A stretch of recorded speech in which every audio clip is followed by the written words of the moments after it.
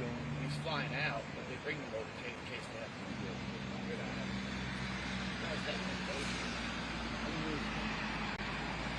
Well, if you look at the schedule, the White House schedule, it was at 5. Travel crew had to get there at 5. So So they're at Andrews, right? No, because they would just take a helicopter. No, they were just in the motor pool. They were just in the motorcade, I bet you. They're in the motorcade, and he's flying from the South Lawn Pier. He flies back to the South Lawn. There's the in-house pool, call time. Later, yeah.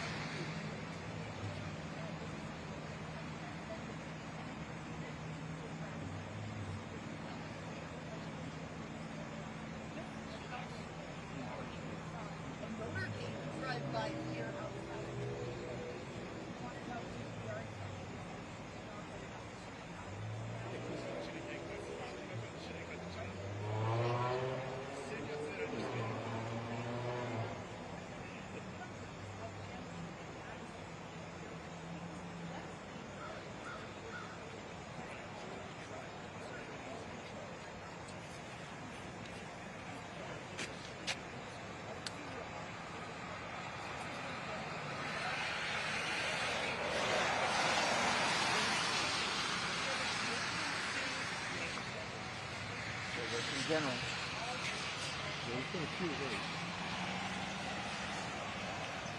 I guess I should just move some pictures earlier. Because we didn't get in. We didn't know this stuff. We need to just, yeah. I'm just doing pictures. The White House budget had a couple of things.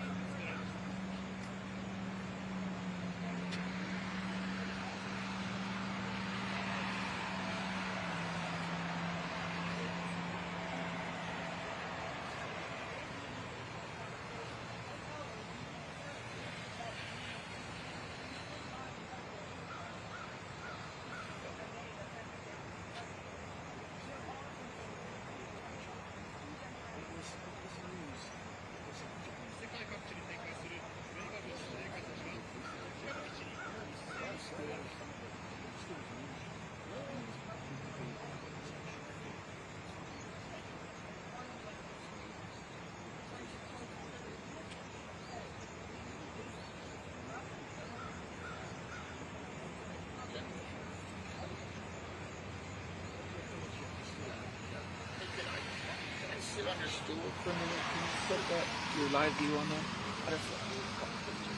Thank you. I'm out of the way here. Right? Back to the roots.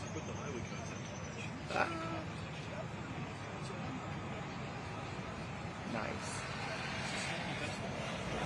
Yeah, I see her trying. Their car looks like a cop car. Big push bar.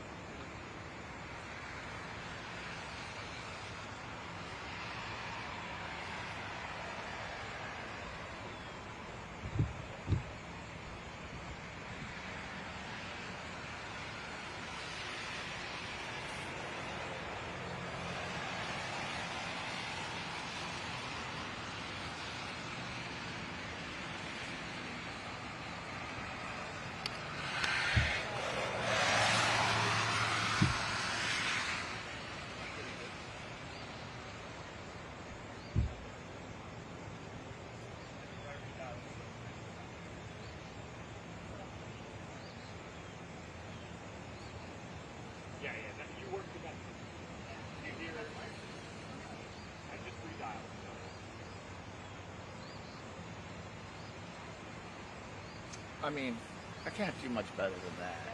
Yeah, that's not bad. Right? It's like that. Media coverage. I can't do any Sun. better. I can't do any better than that. Some flashing lights. I can't do any better. You think if the flashing lights technically catch you someone blinking, can't you technically Could be on, could be off. Yeah, yeah. So really, you got some luck going there too. I'd rather be lucky than good any day. Yeah, lucky than dead. Lucky than good. Well, that too. I can do it straight. If I don't move the leg, it's okay.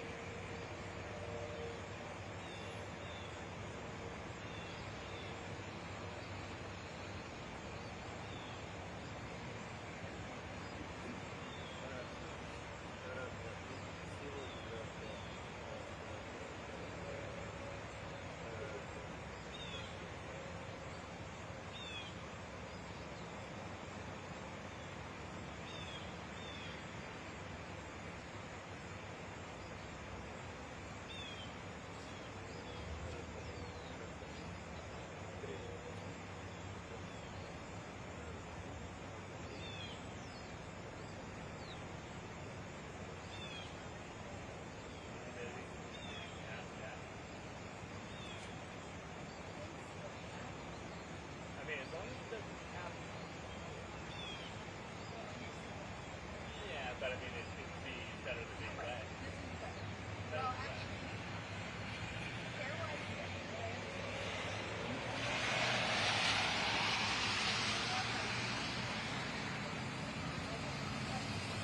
Really?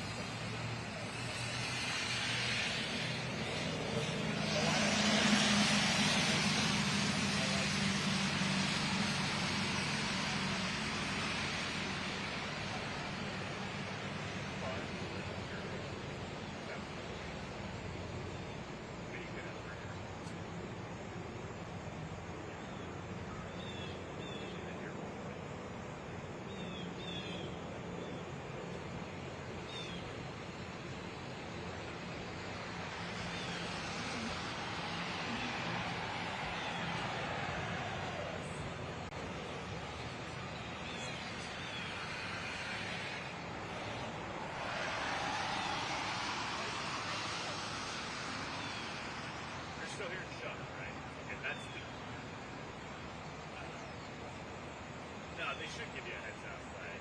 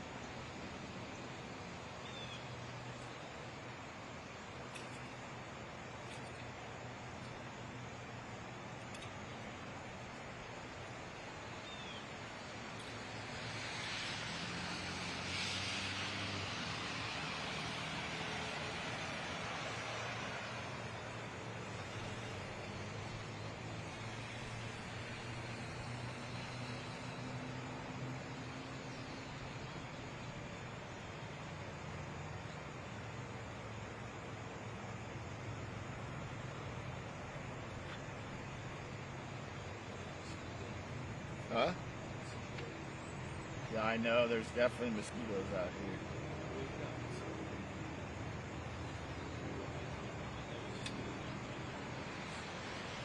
here. Yeah.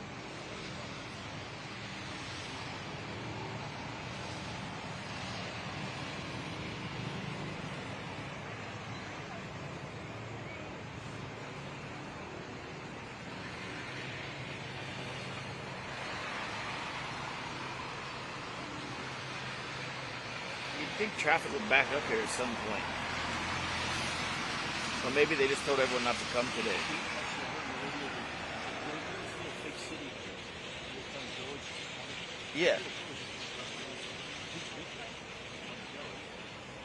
but we can't go there, right? They shut. All the schools are closed. Yeah. You know the museum back there? I've been in the museum. The museum's really cool. Oh yeah, wow.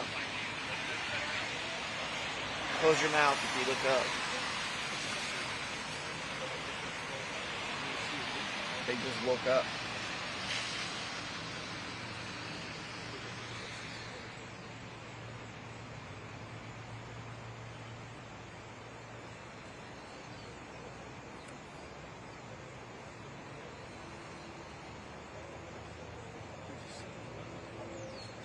Yeah, I was already there.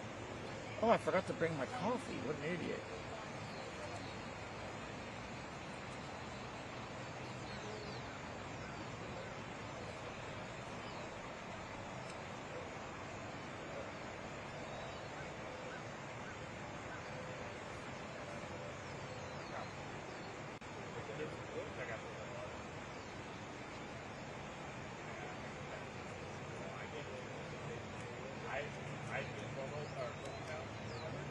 It was about 9 hours sitting there.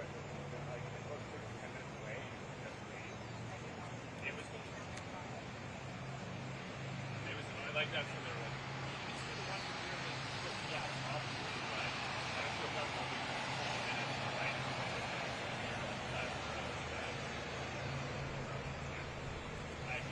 It's a hard business.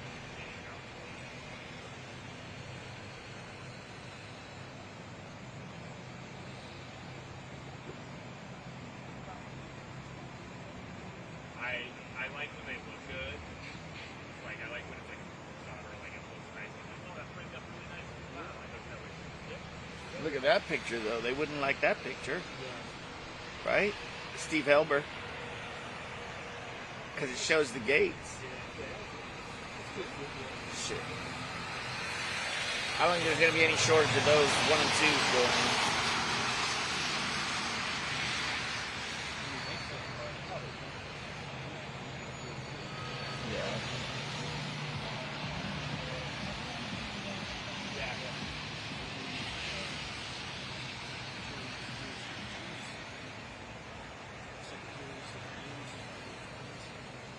Yeah.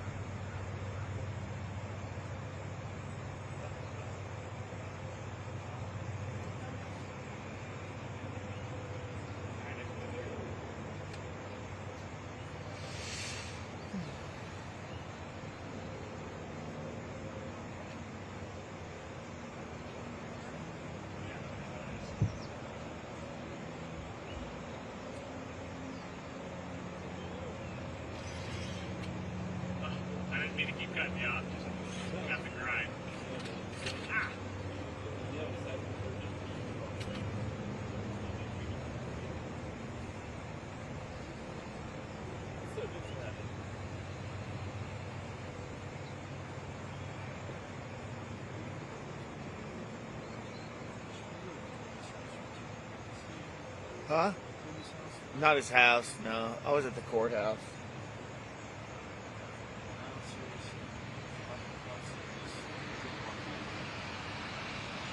The courthouse sucked too. I mean, there's stuff there, but there was nothing going on.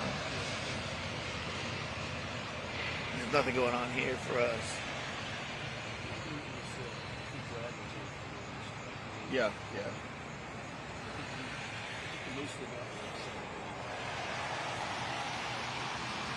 Yeah, no one spoke.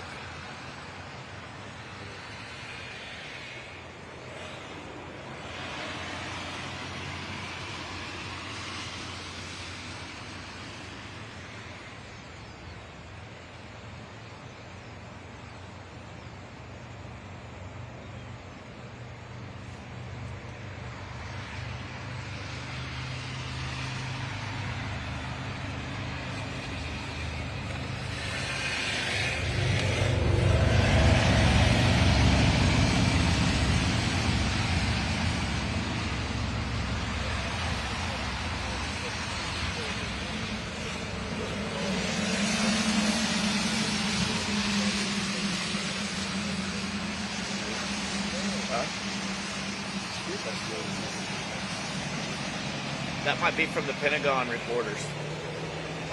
They would have a better van than that, though. They'd have a... Yeah.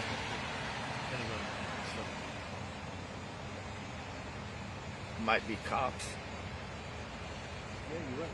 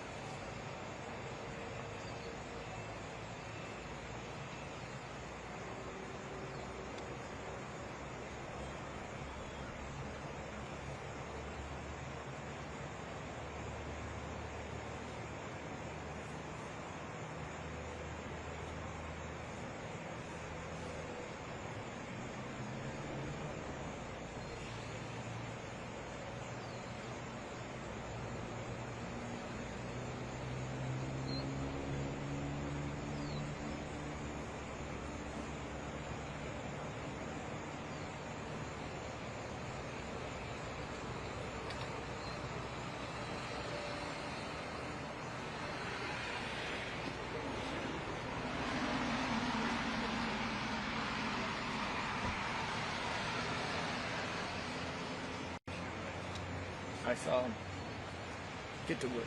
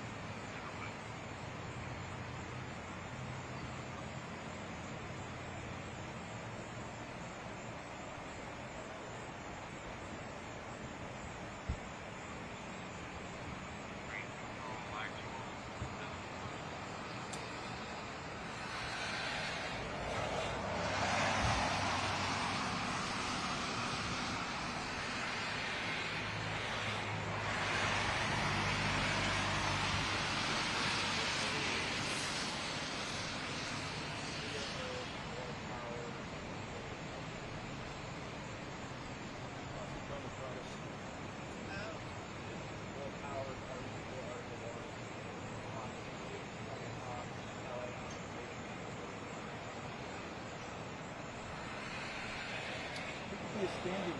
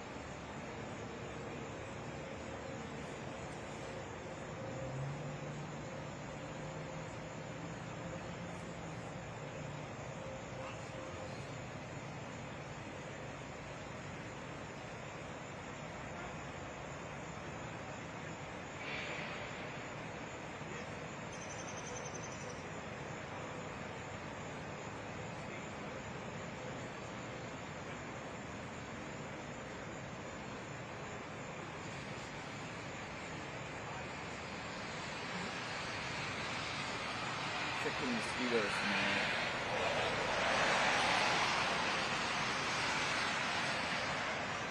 Mosquitoes.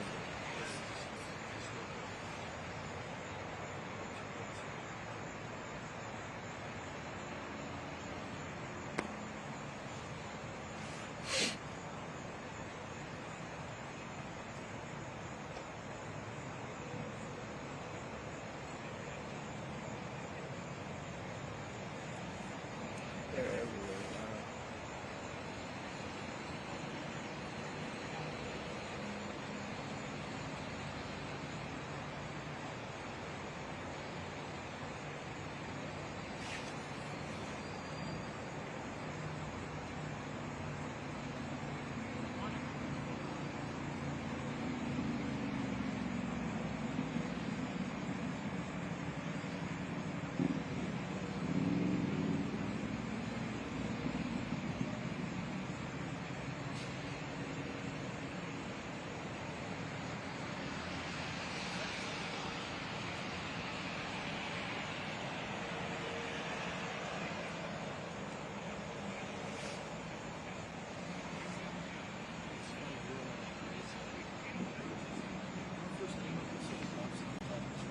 Yeah. Yeah. That's it.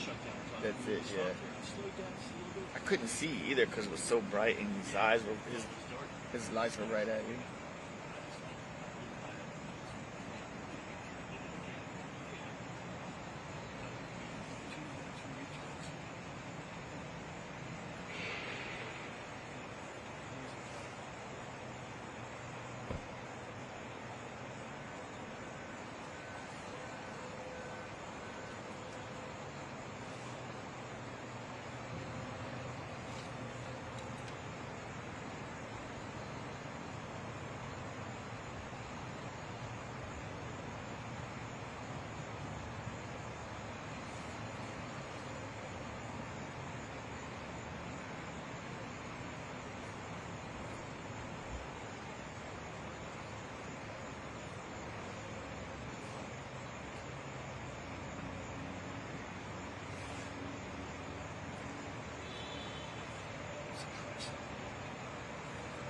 Yeah, the office was like, oh, they'll be protesting, huh? I was like, it's pretty far away. This isn't New York City. It's in the boonies. It's in the boonies, man.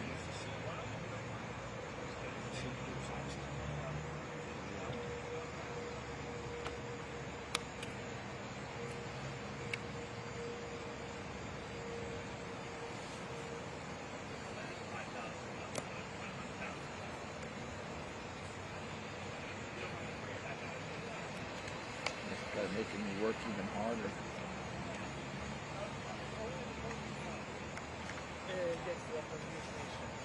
Yeah.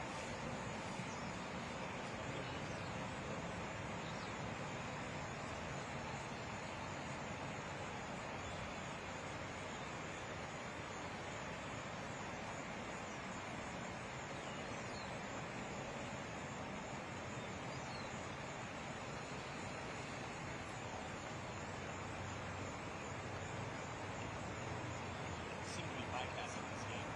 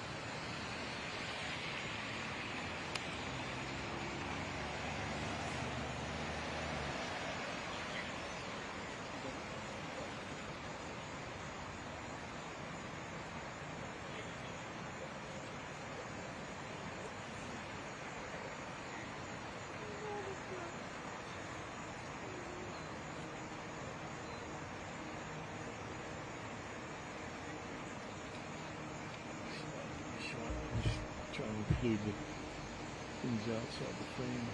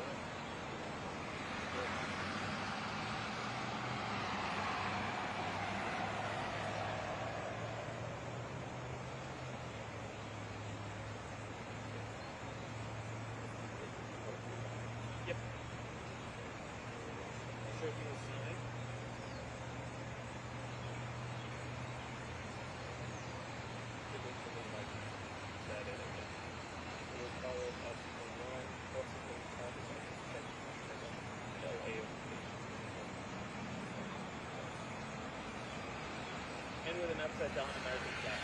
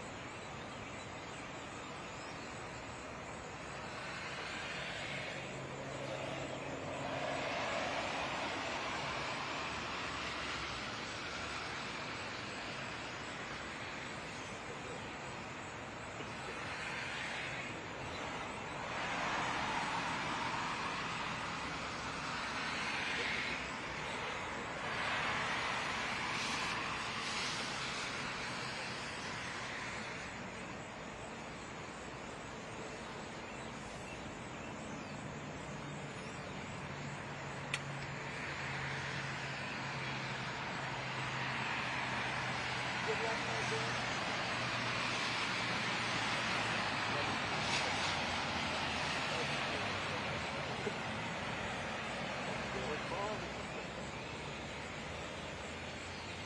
with the bronze or?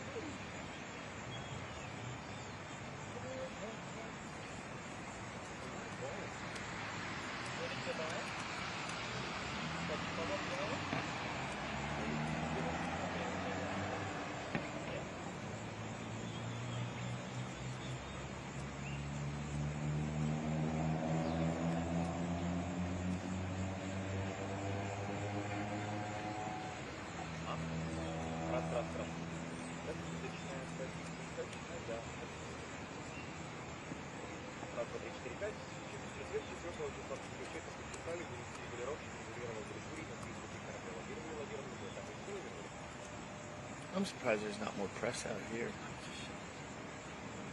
I would think there would be worldwide press out here.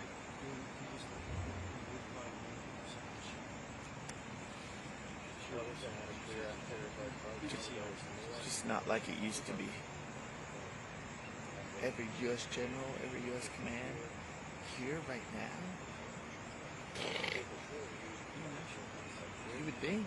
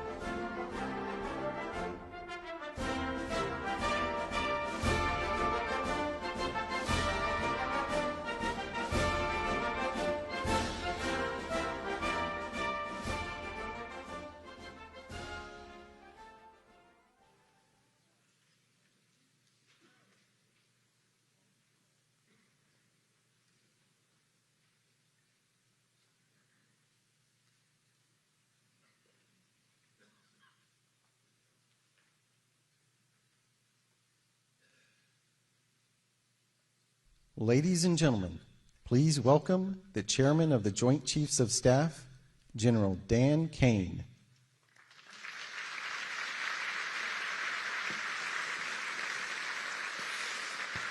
All right, generals, admirals, senior leaders, good morning.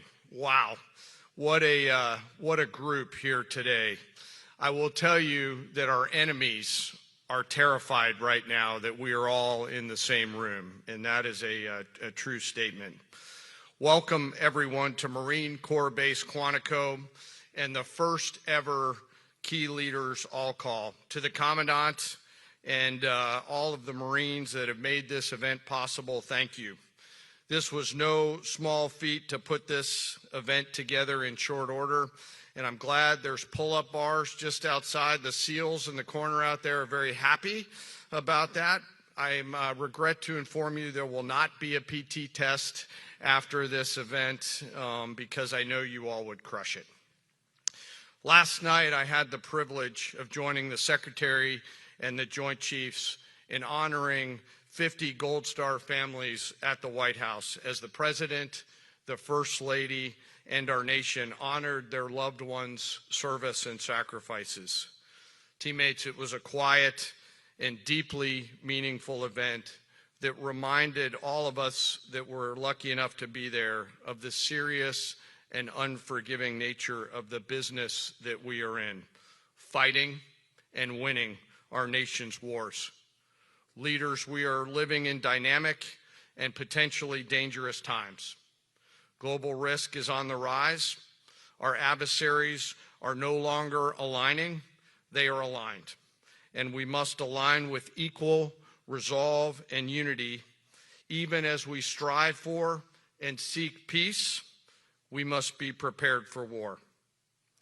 Now, more than ever, it is vital that we hear from our civilian leaders, understand where they're taking the department and the joint force, and today we have the unprecedented opportunity and honor to hear directly from the Secretary of War and our Commander-in-Chief.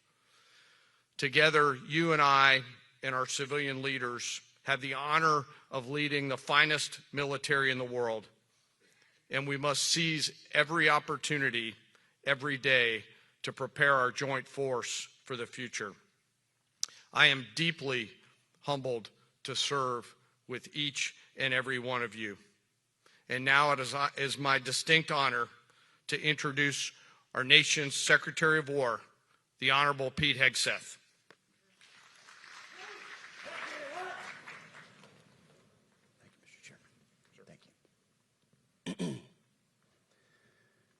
Please take your seats.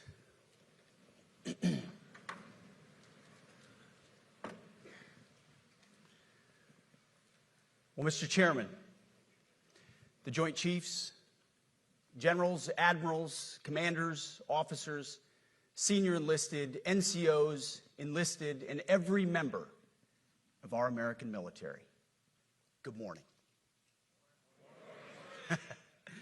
Good morning and welcome to the War Department, because the era of the Department of Defense is over. You see, the motto of my first platoon was, "Those who long for peace must prepare for war." This is, of course, not a new idea. This crowd knows that. The origin dates to the 4th century Rome and has been repeated ever since, including by our first Commander-in-Chief, George Washington, the first leader of the War Department. It captures a simple yet profound truth. To ensure peace, we must prepare for war. From this moment forward, the only mission of the newly restored Department of War is this: warfighting, preparing for war and preparing to win, unrelenting and uncompromising in that pursuit. Not because we want war, no one here wants war, but it's because we love peace. We love peace for our fellow citizens. They deserve peace, and they rightfully expect us to deliver it. Our number one job, of course, is to be strong so that we can prevent war in the first place. The president talks about it all the time. It's called peace through strength. And as history teaches us, the only people who actually deserve peace are those who are willing to wage war to defend it. That's why pacifism is so naive and dangerous. It ignores human nature and it ignores human history.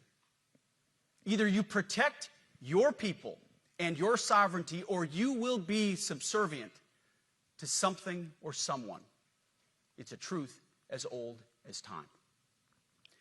And since waging war is so costly in blood and treasure, we owe our republic a military that will win any war we choose, or any war that is thrust upon us.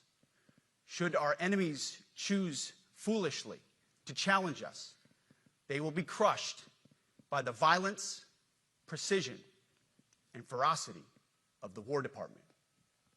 In other words, to our enemies, FAFO. If necessary, our troops can translate that for you. Another way to put it is peace through strength, brought to you by the warrior ethos. And we are restoring both. As President Trump has said, and he's right, we have the strongest, most powerful, most lethal, and most prepared military on the planet. That is true, full stop. Nobody can touch us. It's not even close. This is true largely because of the historic investments that he made in his first term, and we will continue in this term. But it's also true because of the leaders in this room and the incredible troops that you all lead. But the world, and as the chairman mentioned, our enemies get a vote. You feel it, I feel it. This is a moment of urgency, mounting urgency. Enemies gather, threats grow. There is no time for games. We must be prepared. If we're going to prevent and avoid war, we must prepare now. We are the strength part of peace through strength. And either we're ready to win or we are not. You see, this urgent moment, of course, requires more troops, more munitions, more drones, more Patriots, more submarines, more B-21 bombers. It requires more innovation, more AI in everything and ahead of the curve. More cyber effects, more counter-UAS, more space, more speed. America is the strongest, but we need to get stronger and quickly. The time is now, and the cause is urgent. The moment requires restoring and refocusing our defense industrial base, our shipbuilding industry, and onshoring all critical components. It requires, as President Trump has done, getting our allies and partners to step up and share the burden. America cannot do everything. The free world requires allies with real hard power, real military leadership, and real military capabilities. The War Department is tackling and prioritizing all of these things. And I'll be giving a speech next month that'll showcase the speed, innovation, and generational acquisition reforms we are undertaking urgently. Likewise, the nature of the threats we face in our hemisphere and in deterring China is another speech for another day, coming soon. This speech today, as I drink my coffee, this speech today is about people. And it's about culture. The topic today is about the nature of ourselves. Because no plan, no program, no reform, no formation will ultimately succeed unless we have the right people and the right culture at the War Department. If I've learned one core lesson in my 8 months in this job, it's that personnel is policy. Personnel is policy. The best way to take care of troops is to give them good leaders committed to the warfighting culture of the department. Not perfect leaders, good leaders. Competent, qualified, professional, agile, aggressive, innovative, risk-taking, apolitical, faithful to their oath and to the Constitution. Eugene Sledge, in his World War II memoir, wrote, quote, "War is brutish, inglorious, and a terrible waste. Combat leaves an indelible mark on those who are forced to endure it. The only redeeming factors are my comrades' incredible bravery and their devotion to each other. In combat, there are thousands of variables, as I learned in Iraq and Afghanistan, and as so many of you did in so many more places. Leaders can only control about 3 of them. You control how well you're trained, mostly how well you're equipped, and the last variable is how well you lead. After that, you're on your own. Our warfighters are entitled to be led by the best and most capable leaders. That is who we need you all to be. Even then, in combat, even if you do everything right, you may still lose people because the enemy always gets a vote. We have a sacred duty to ensure that our warriors are led by the most capable and qualified combat leaders. This is one thing you and I can control, and we owe it to the force to deliver it. For too long, we have simply not done that. The military has been forced by foolish and reckless politicians to focus on the wrong things. In many ways, this speech is about fixing decades of decay. Some of it obvious, some of it hidden. Or as the chairman has put it, we are clearing out the debris, removing the distractions, clearing the way for leaders to be leaders. You might say we're ending the war on warriors. I heard someone wrote a book about that. For too long, we've promoted too many uniformed leaders for the wrong reasons, based on their race, based on gender quotas, based on historic so-called firsts. We've pretended that combat arms and non-combat arms are the same thing. We've weeded out so-called toxic leaders under the guise of double-blind psychology assessments, promoting risk-averse, go-along-to-get-along conformists instead. You name it, the department did it. Foolish and reckless political leaders set the wrong compass heading, and we lost our way. We became the woke department, but not anymore.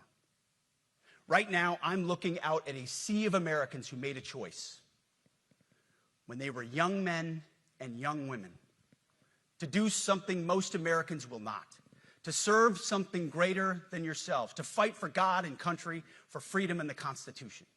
You made a choice to serve when others did not, and I commend you. You are truly the best of America.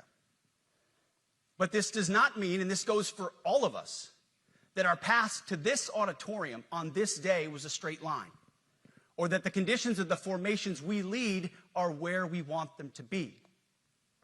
You love your country, and we love this uniform, which is why we must do better. We just have to be honest.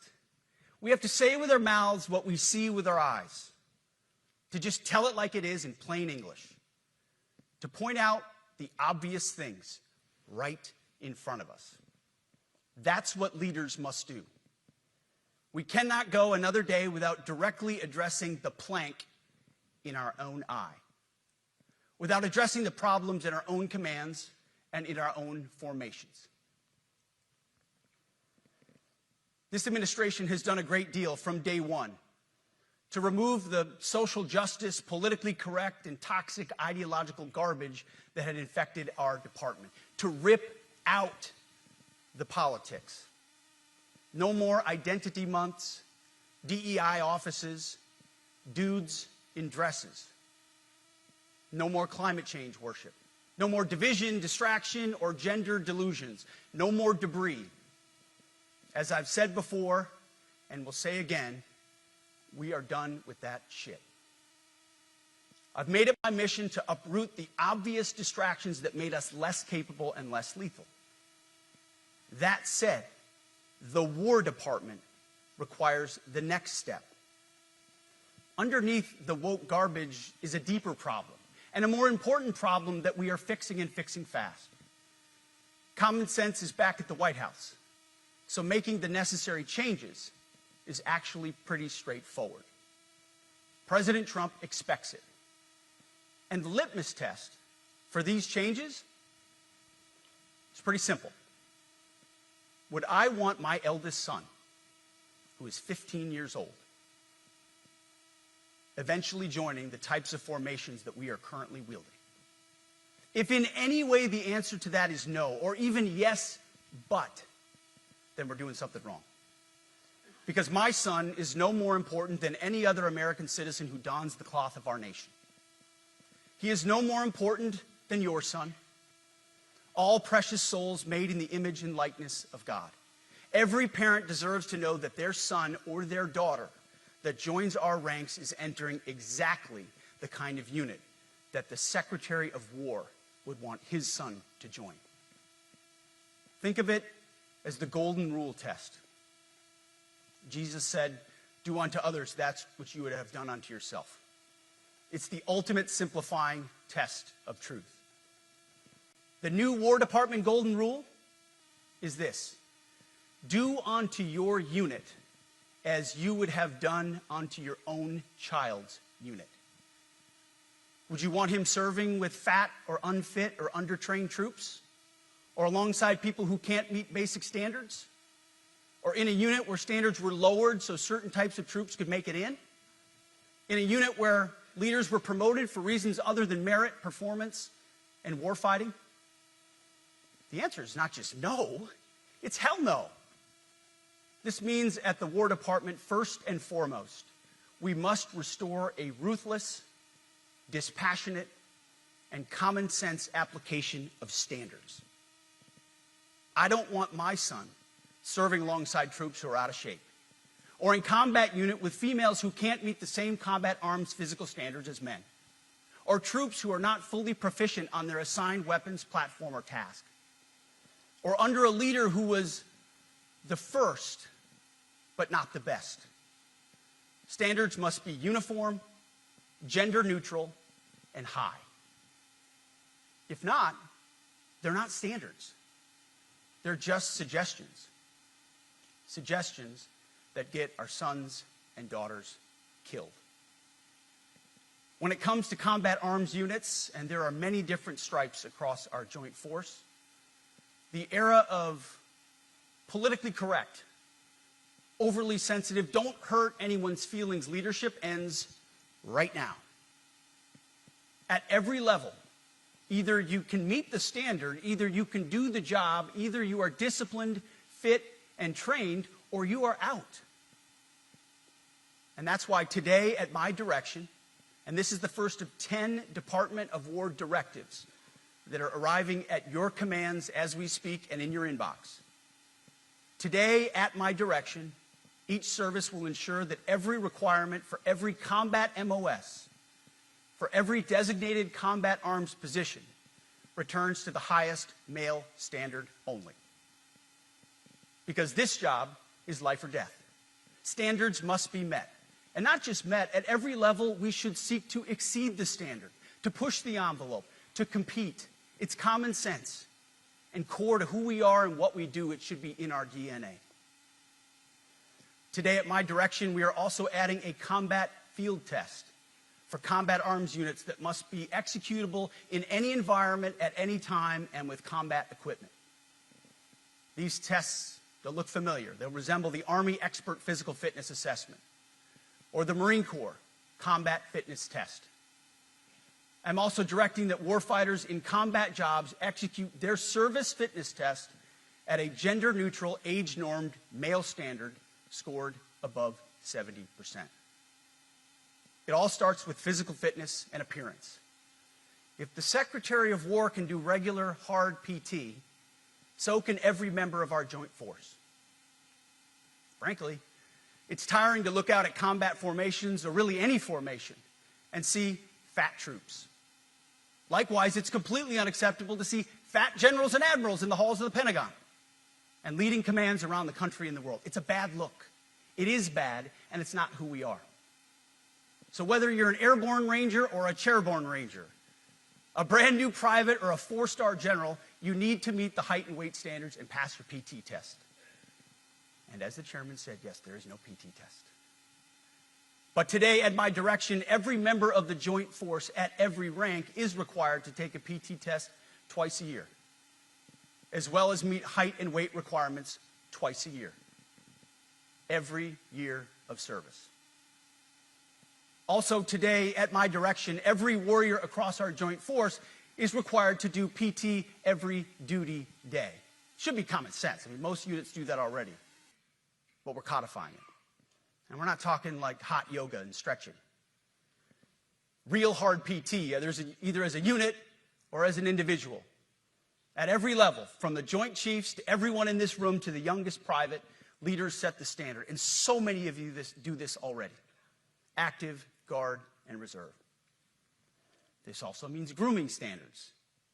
No more beards, long hair, superficial individual expression. We're going to cut our hair, shave our beards, and adhere to standards.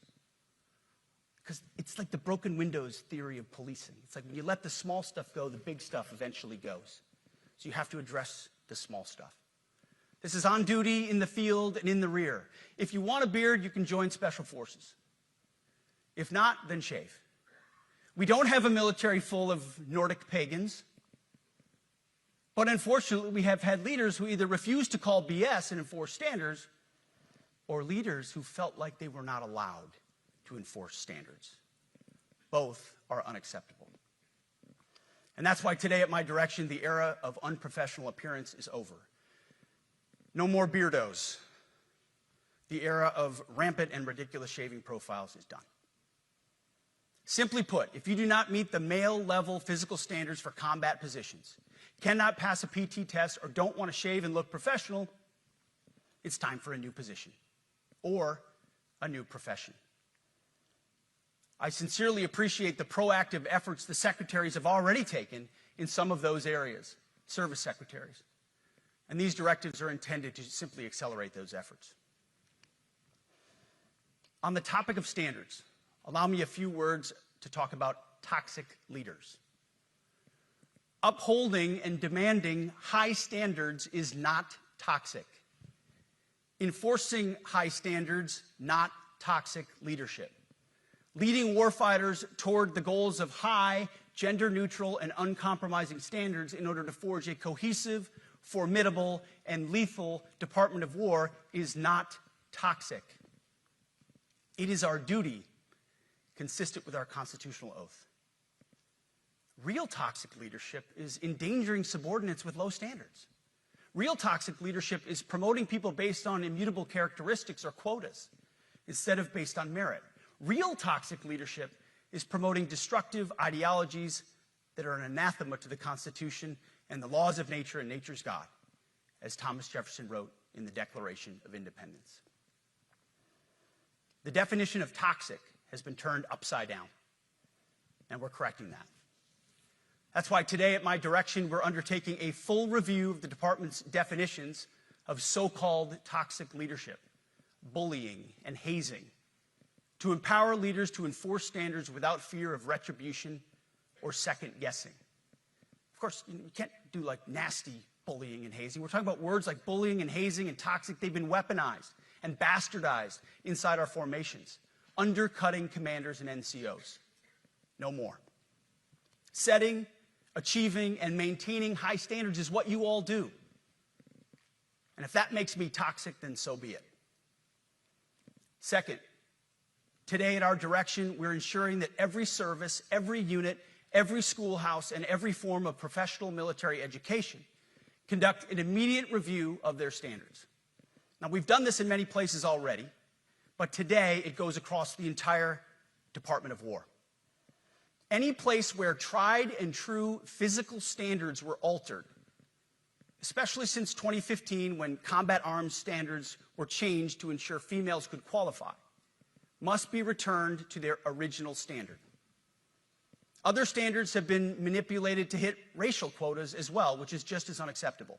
This too must end. Merit only. The president talks about it all the time, merit-based. Here are two basic frameworks I urge you to pursue in this process. Standards I call, my staff's heard all about them, the 1990 test and the E6 test. The 1990s test is simple. What were the military standards in 1990? And if they have changed, tell me why. Was it a necessary change based on the evolving landscape of combat? Or was the change due to a softening, weakening, or gender-based pursuit of other priorities? 1990s seems to be as good a place to start as any. And the E6 test. Ask yourself, does what you're doing make the leadership, accountability, and lethality efforts of an E6, or frankly an O3, does it make it easier or more complicated?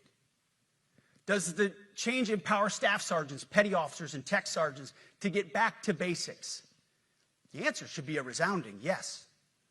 The E6 test, or O3 test, clarifies a lot, and it clarifies quickly. Because war does not care if you're a man or a woman. Neither does the enemy. Nor does the weight of your rucksack, the size of an artillery round, or the body weight of a casualty on the battlefield who must be carried.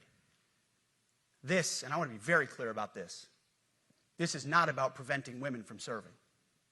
We very much value the impact of female troops. Our female officers and NCOs are the absolute best in the world. But when it comes to any job that requires physical power to perform in combat, those physical standards must be high and gender neutral. If women can make it, excellent. If not, it is what it is. If that means no women qualify for some combat jobs, so be it. That is not the intent, but it could be the result, so be it. It will also mean that weak men won't qualify because we're not playing games. This is combat. This is life or death. As we all know, this is you versus an enemy hell-bent on killing you. To be an effective, lethal fighting force, you must trust that the warrior alongside you in battle is capable, truly physically capable of doing what is necessary under fire. You know this is the only standard you would want for your kids and for your grandkids.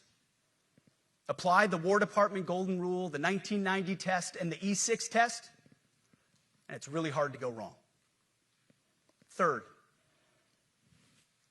we are attacking and ending the walking on eggshells and zero defect command culture. A risk-averse culture means officers execute not to lose instead of to win. A risk-averse culture means NCOs are not empowered to enforce standards. Commanders and NCOs don't take necessary risks or make tough adjustments for fear of rocking the boat or making mistakes.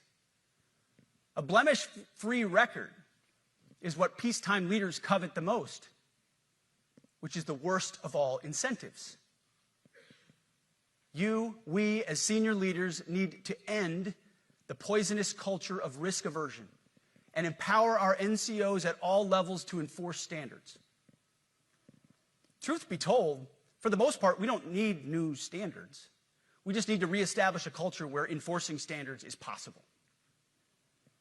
And that's why today, at my direction, I'm issuing new policies that will overhaul the IG, EO, and MEO processes. I call it the No More Walking on Eggshells policy. We are liberating commanders and NCOs. We are liberating you. We are overhauling an Inspector General process, the IG, that has been weaponized, putting complainers, ideologues, and poor performers in the driver's seat. We're doing the same with the equal opportunity and military equal opportunity policies, the EO and MEO at our department.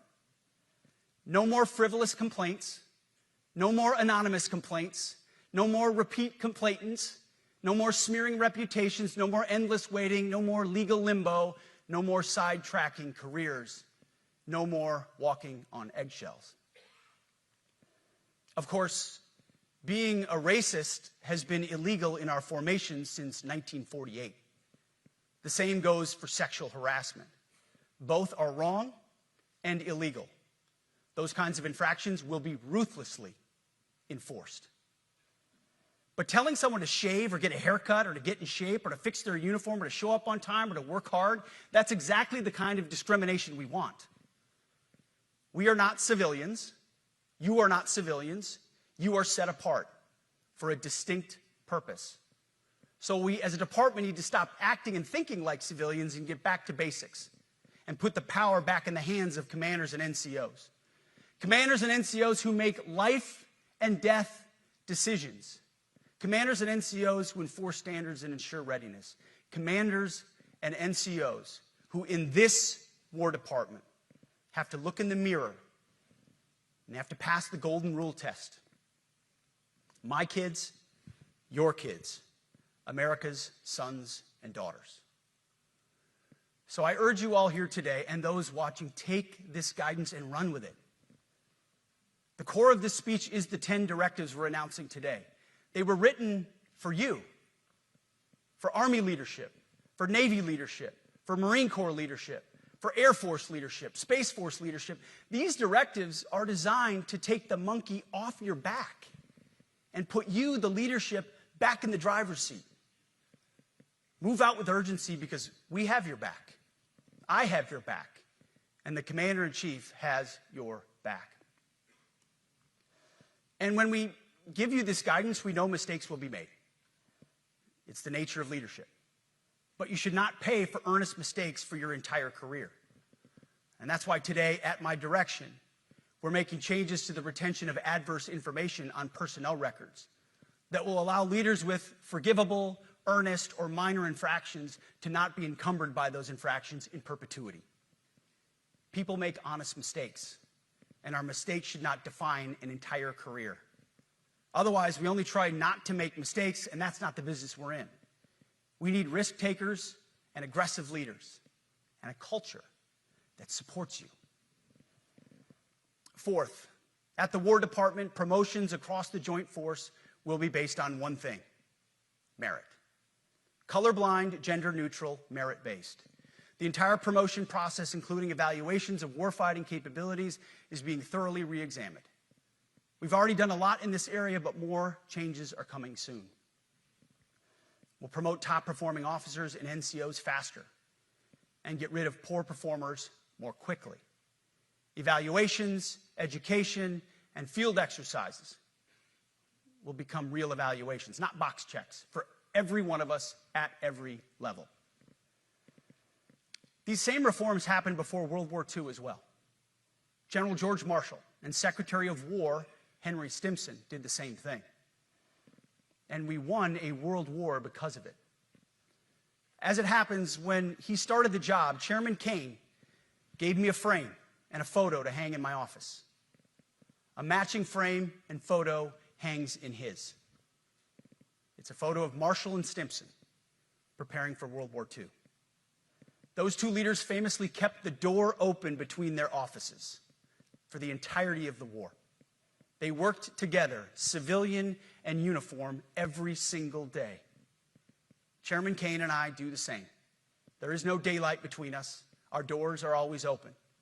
Our job together is to ensure our military is led by the very best, ready to answer the nation's call.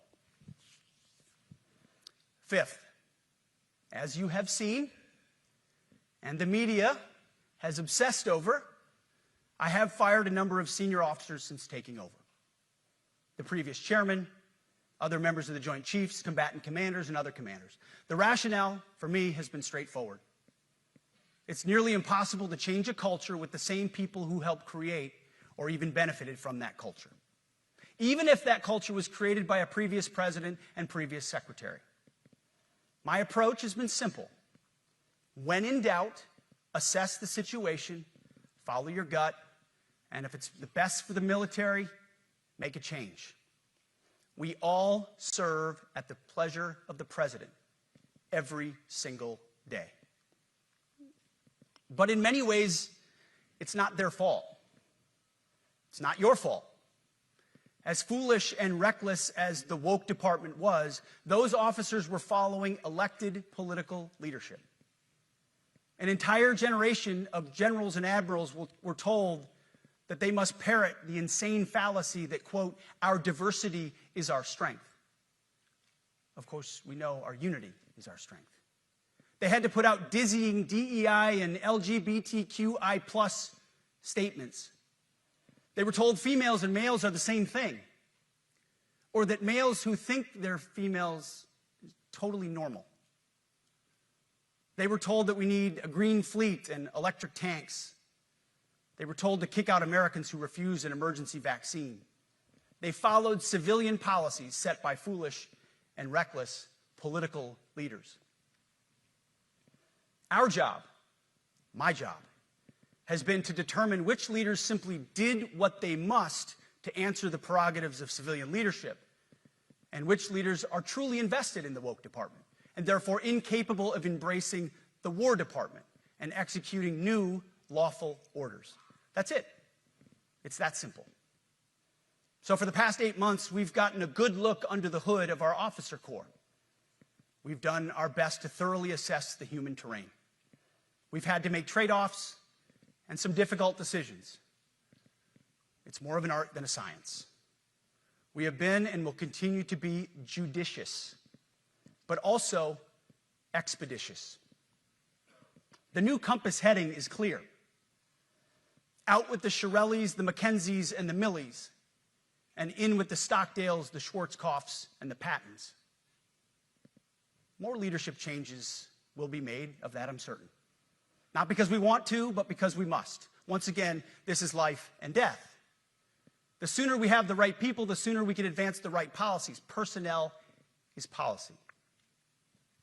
But I look out at this group, and I see great Americans. Leaders who have given decades to our great republic, at great sacrifice to yourselves and to your families.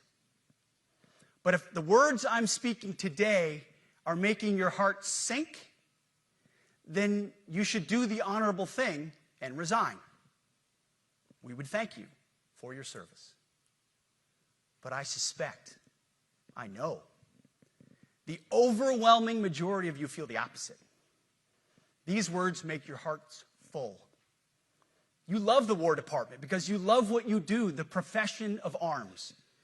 You are hereby liberated to be an apolitical, hard-charging, no-nonsense, constitutional leader that you joined the military to be. We need you locked in on the M, not the D, the E, or the I, not the DEI or the DIE of dime. By that I mean the M, military, of the instruments of national power. We have entire departments across the government dedicated to diplomatic, informational, and economic lines of effort. We do the M. Nobody else does. And our GOFOs need to master it in every domain and every scenario. No more distractions, no more political ideologies, no more debris. Now, of course, we're going to disagree at times. We would not be Americans if we didn't. Being a leader in a large organization like ours means having frank conversations and differences of opinion. You will win some arguments, and you will lose some arguments. But when civilian leaders issue lawful orders, we execute. We are professionals in the profession of arms. Our entire constitutional system is predicated upon this understanding. Now, it seems like a small thing, but it's not. This includes as well the behavior of our troops online. To that end, I want to thank and recognize the services for their new proactive social media policies. Use them. Anonymous, online, or keyboard complaining is not worthy of a warrior. It's cowardice masquerading as conscience. Anonymous, unit-level social media pages that trash commanders, demoralize troops, and undermine unit cohesion must not be tolerated. Again, O3s, E6s. Sixth, we must train and we must maintain. Any moment that we are not training on our mission or maintaining our equipment is a moment we are less prepared for preventing or winning the next war. That is why today, at my direction, we are drastically reducing the ridiculous amount of mandatory training that individuals and units must execute. We've already ended the most egregious. Now we're giving you back real time. Less PowerPoint briefings and fewer online courses, more time in the motor pool, and more time on the range. Our job is to make sure you have the money, equipment, weapons, and parts to train and maintain, and then you take it from there. You all know this because it's common sense. The tougher and the higher the standards in our units, the higher the retention rates in those units. Warriors want to be challenged. Troops want to be tested. When you don't train and you don't maintain, you demoralize. And that's when our best people decide to take their talents to the civilian world. The leaders who created the woke department have already driven out too many hard chargers. We reverse that trend right now. There is no world in which high-intensity war exists without pain, agony, and human tragedy. We are in a dangerous line of work. You are in a dangerous line of work. We may lose good people. But let no warrior cry out from the grave, "If only I had been properly trained." We will not lose warfighters because we failed to train or equip them or resource them. Shame on us if we do. Train like your warriors' lives depend on it, because they do. To that point, basic training is being restored to what it should be: scary, tough, and disciplined. We're empowering drill sergeants to instill healthy fear in new recruits, ensuring that future warfighters are forged. Yes, they can shark attack, they can toss bunks, they can swear, and yes, they can put their hands on recruits. This does not mean they can be reckless or violate the law, but they can use tried and true methods to motivate new recruits, to make them the warriors they need to be. Back to basics at basic as well. Of course, and you know this, basic training is not where mission readiness should end. The nature of the evolving threat environment demands that everyone, in every job, must be ready to join the fight if needed. A core credo of the Marine Corps is every Marine a rifleman. It means that everyone, regardless of MOS, is proficient enough to engage an enemy threat at sea, in the air, or in a so-called rear area.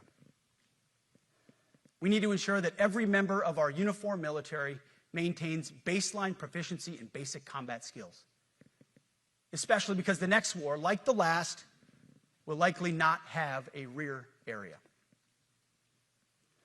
Finally, as President Trump rightly pointed out when he changed the department name, the United States has not won a major theater war since the name was changed to the Department of Defense in 1947. One conflict stands out in stark contrast: the Gulf War. Why? Well, there's a number of reasons, but it was a limited mission with overwhelming force and a clear end state. But why did we execute and win the Gulf War the way we did in 1991? There's two overwhelming reasons. One was President Ronald Reagan's military buildup gave an overwhelming advantage.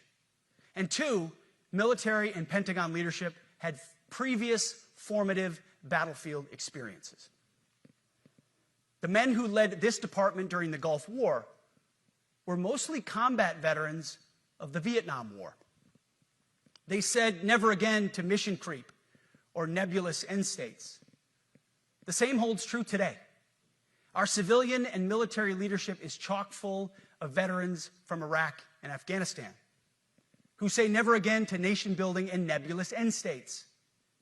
This clear-eyed view, all the way in the White House, combined with President Trump's military buildup, postures us for future victories if, and we will, and when we embrace the War Department. And we must. We are preparing every day. We have to be prepared for war, not for defense. We're training warriors, not defenders. We fight wars to win, not to defend. Defense is something you do all the time. It's inherently reactionary and can lead to overuse, overreach, and mission creep. War is something you do sparingly, on our own terms, and with clear aims. We fight to win. We unleash overwhelming and punishing violence on the enemy. We also don't fight with stupid rules of engagement. We untie the hands of our warfighters to intimidate, demoralize, hunt, and kill the enemies of our country. No more politically correct and overbearing rules of engagement. Just common sense, maximum lethality, and authority for warfighters. That's all I ever wanted as a platoon leader. And it's all my E6 squad leaders ever wanted, back to that E6 rule. We let our leaders fight their formations, and then we have their back. It's very simple, yet incredibly powerful. A few months ago, I was at the White House when President Trump announced his Liberation Day for America's trade policy. It was a landmark day. Well, today is another Liberation Day. The liberation of America's warriors, in name, in deed, and in authorities. You kill people and break things for a living.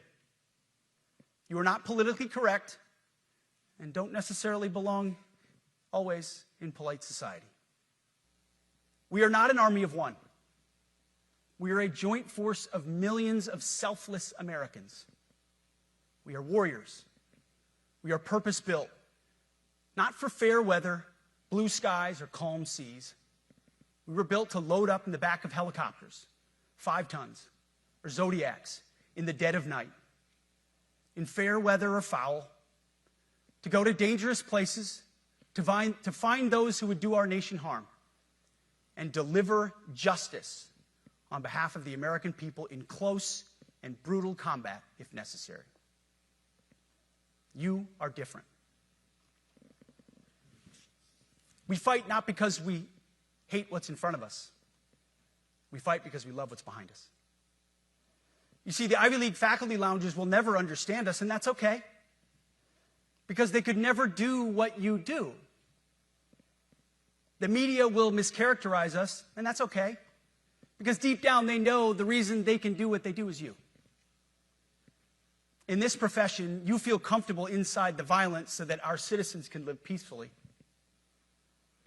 Lethality is our calling card, and victory our only acceptable end state.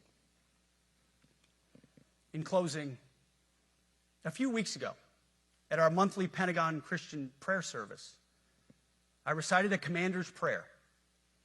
It's a simple yet meaningful prayer for wisdom for commanders and leaders. I encourage you to look it up if you've never seen it. But the prayer, it ends like this. And most of all, Lord, please keep my soldiers safe. Lead them, guide them, protect them, watch over them. And as you gave all of yourself for me, help me give all of myself for them. And amen. I have prayed this prayer many times since I've had the privilege of being your secretary. And I will continue to pray this prayer for each of you as you command and lead our nation's finest. Go forth and do good things, hard things. President Trump has your back, and so do I. And you'll hear from him shortly. Move out and draw fire, because we are the War Department. Godspeed. Room, attention.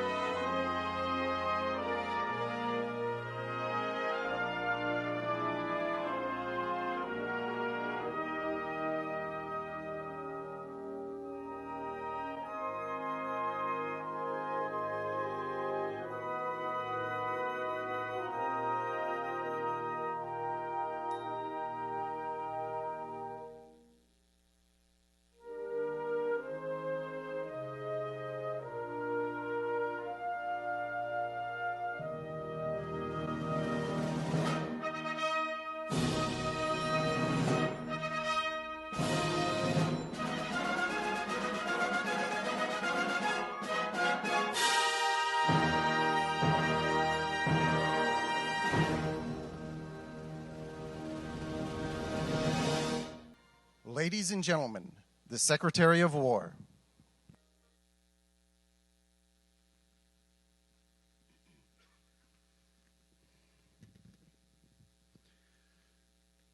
Well, you've heard from me, so now it's the main event, our Commander-in-Chief. I have the privilege every single day of watching him put America first, of ensuring that our warfighters have everything they need. His compass is clear.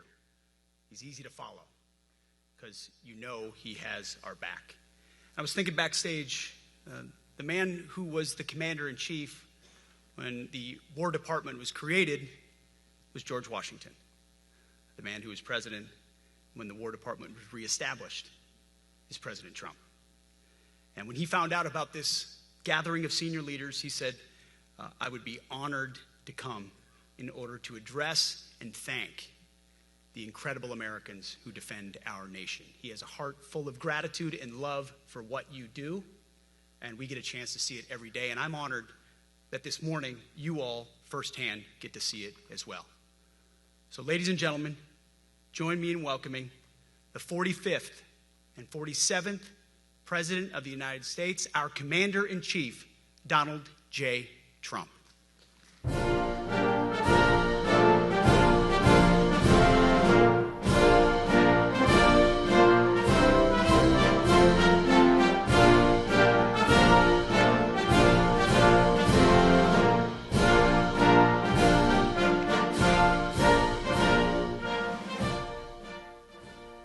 Thank you very much, Pete. Great job you're doing, too. Fantastic job. I've never walked into a room so silent before. This is very... Oh, don't laugh. Don't laugh. You're not allowed to do that. You know what? Just have a good time. And if you want to applaud, you applaud. And if you want to do anything you want, you can do anything you want. And if you don't like what I'm saying, you can leave the room. Of course, there goes your rank. There goes your future.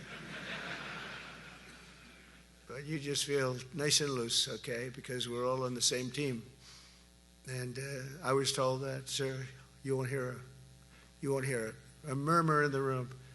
I said, we got to loosen these guys up a little bit. So you just have a good time. But I want to thank Secretary Hegseth and General Kane, General Raisin Kane for a reason, they call him that. When I heard his name, I said, you're the guy I'm looking for. The Joint Chiefs of Staff and so many others in this room who together represent the greatest and most elite fighting force in the history of the world, the United States military. We're very proud of our military. I rebuilt the military during my first term. It's one of the greatest achievements. We had the greatest economy in history, and I built the military. Those are the two things I say more than anything else. And I also kept us safe at the borders. We had very good borders. We didn't have people coming in from jails and prisons and everything like took place over the last 4 years. They'll never forget what happened to this country over the last 4 years with the incompetence. There could be no higher honor than to serve as your Commander-in-Chief. It is a great honor. I look at you, you're just incredible people. Central casting, I might add. To each and every one of you, I thank you for your unwavering devotion to the armed forces and to the country that we've all sworn a sacred oath to defend. We all have that oath, every one of us. I'm thrilled to be here this morning to address the senior leadership of what is once again known around the world as the Department of War. I know Pete spoke about it. He gave a great speech, I thought. Great speech. I don't want him to get so good. I hate that. You know? No, I hate it. I almost fired him. I said, you can't, I don't want to go on after that. No, he gave a great speech, but he talked about Department of War. We were sitting there. I said, didn't it used to be called the Department of War? And he goes, yes, sir. They changed it like in the early 50s. So we won the First World War. We won the Second World War. We won everything in between and everything before that. We only won. And then we went, in a way, woke. That was probably the first sign of wokeness. And we changed it to defense instead of war. And I said, what do you think? How do you think if we changed it back? Would that be a nice idea? And Pete loved it immediately. Some people thought about it. You know, they gave it a little thought. But in the end, we did it. And I have to be honest, it's so popular. I thought it would be met with fury on the left. But they're sort of giving up, I must be honest with you. They've had it. They've had it with Trump. They've been after me for so many years now. Here we are. Here we are. Come to the White House anytime you'd like. No, they've given up. They're bad, a lot of bad people. But all over, that's been so popular. It's been very popular. I really thought that we were going to have to sort of fight it through. There's been no fight. There's been no fight. Like what I called the Gulf of America, the Gulf of America, because to me it was always the Gulf of America. I could never understand. We have 92% of the frontage. And for years, actually 350 years, they were there before us. It was called the Gulf of Mexico. I just had this idea. I'm looking at a map. I'm saying, we have most of the frontage. Why is it Gulf of Mexico? Why isn't it the Gulf of America? And I made the change, and it went smoothly. I mean, we had a couple of fake news outlets that refused to make the change. And then one of them, AP, took us to court, and we won. And the judge, who was a somewhat liberal judge, said, the name is the Gulf of America, because AP refused to call it the Gulf of America. They wrote, they're not a good outfit, by the way. They call it the Gulf of Mexico. I said, no, the Gulf of America is the name. And the judge actually said that, in fact, you can't even go into the room because what you're doing is not appropriate. The name is the Gulf of America. Google Maps changed the name. Everybody did, but AP wouldn't, and then we won in court. How about that? Isn't that so cool? The Secretary Hegseth beautifully described the name change reflects far more than the shift in branding. It's really a historic reassertion of our purpose and our identity and our pride. That's when we go with the word war. And you know, we want war because we want to have no wars, but you have to be there, and you know, sometimes you have to do it. I have settled so many wars since we're here. We're here almost 9 months, and I've settled 7, and yesterday we might have settled the biggest of them all, although I don't know. Pakistan, India was very big. Both nuclear powers, I settled that. But yesterday could be the settlement in the Middle East. That hasn't happened for 3,000 years. I said, how long have you been fighting? 3,000 years, sir. That's a long time. But we got it, I think, settled. We'll see. Hamas has to agree. And if they don't, it's going to be very tough on them, but it is what it is. But all of the Arab nations, Muslim nations have agreed. Israel has agreed. It's an amazing thing. It just came together. War is very strange, you know. You never know what's going to happen with war. The easiest one of them all is Putin. I said, number one, it's a war that would have never happened if I were president, if the election weren't rigged. If I were president, that war would have never happened, not even a little chance. And it didn't happen for 4 years.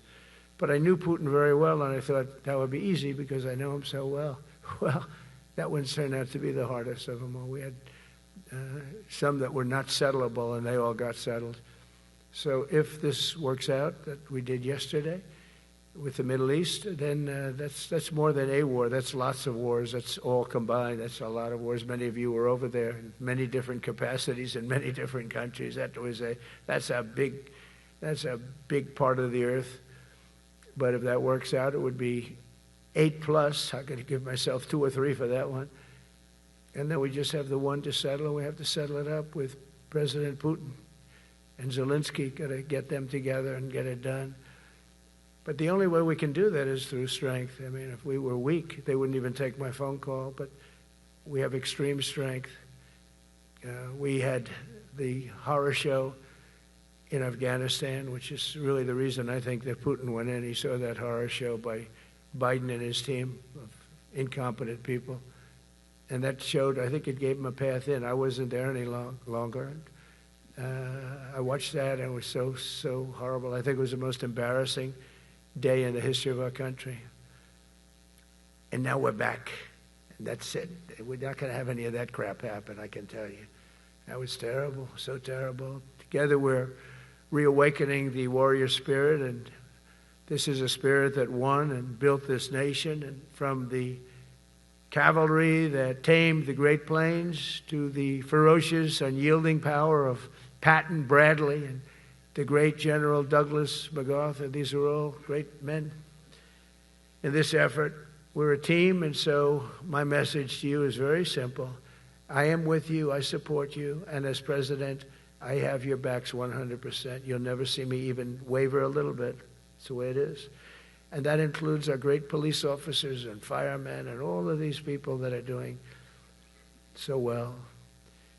Together over the next few years, we're going to make our military stronger, tougher, faster, fiercer, and more powerful than it has ever been before. I rebuilt our nuclear, as you probably know, but we'll upgrade that also and just hope we never have to use it. We have to hope we never have to use it, because the power of that is so incredible. I see things, I don't think they'd show it to you. I really wouldn't want them to show it to you. But when you see the result of what's left, you never want to use that. Never, never, ever. We were a little bit threatened by Russia recently, and I sent a submarine, nuclear submarine, the most lethal weapon ever made. Number one, you can't detect it. There's no way. We're 25 years ahead of Russia and China in submarines. Russia's actually second in submarines.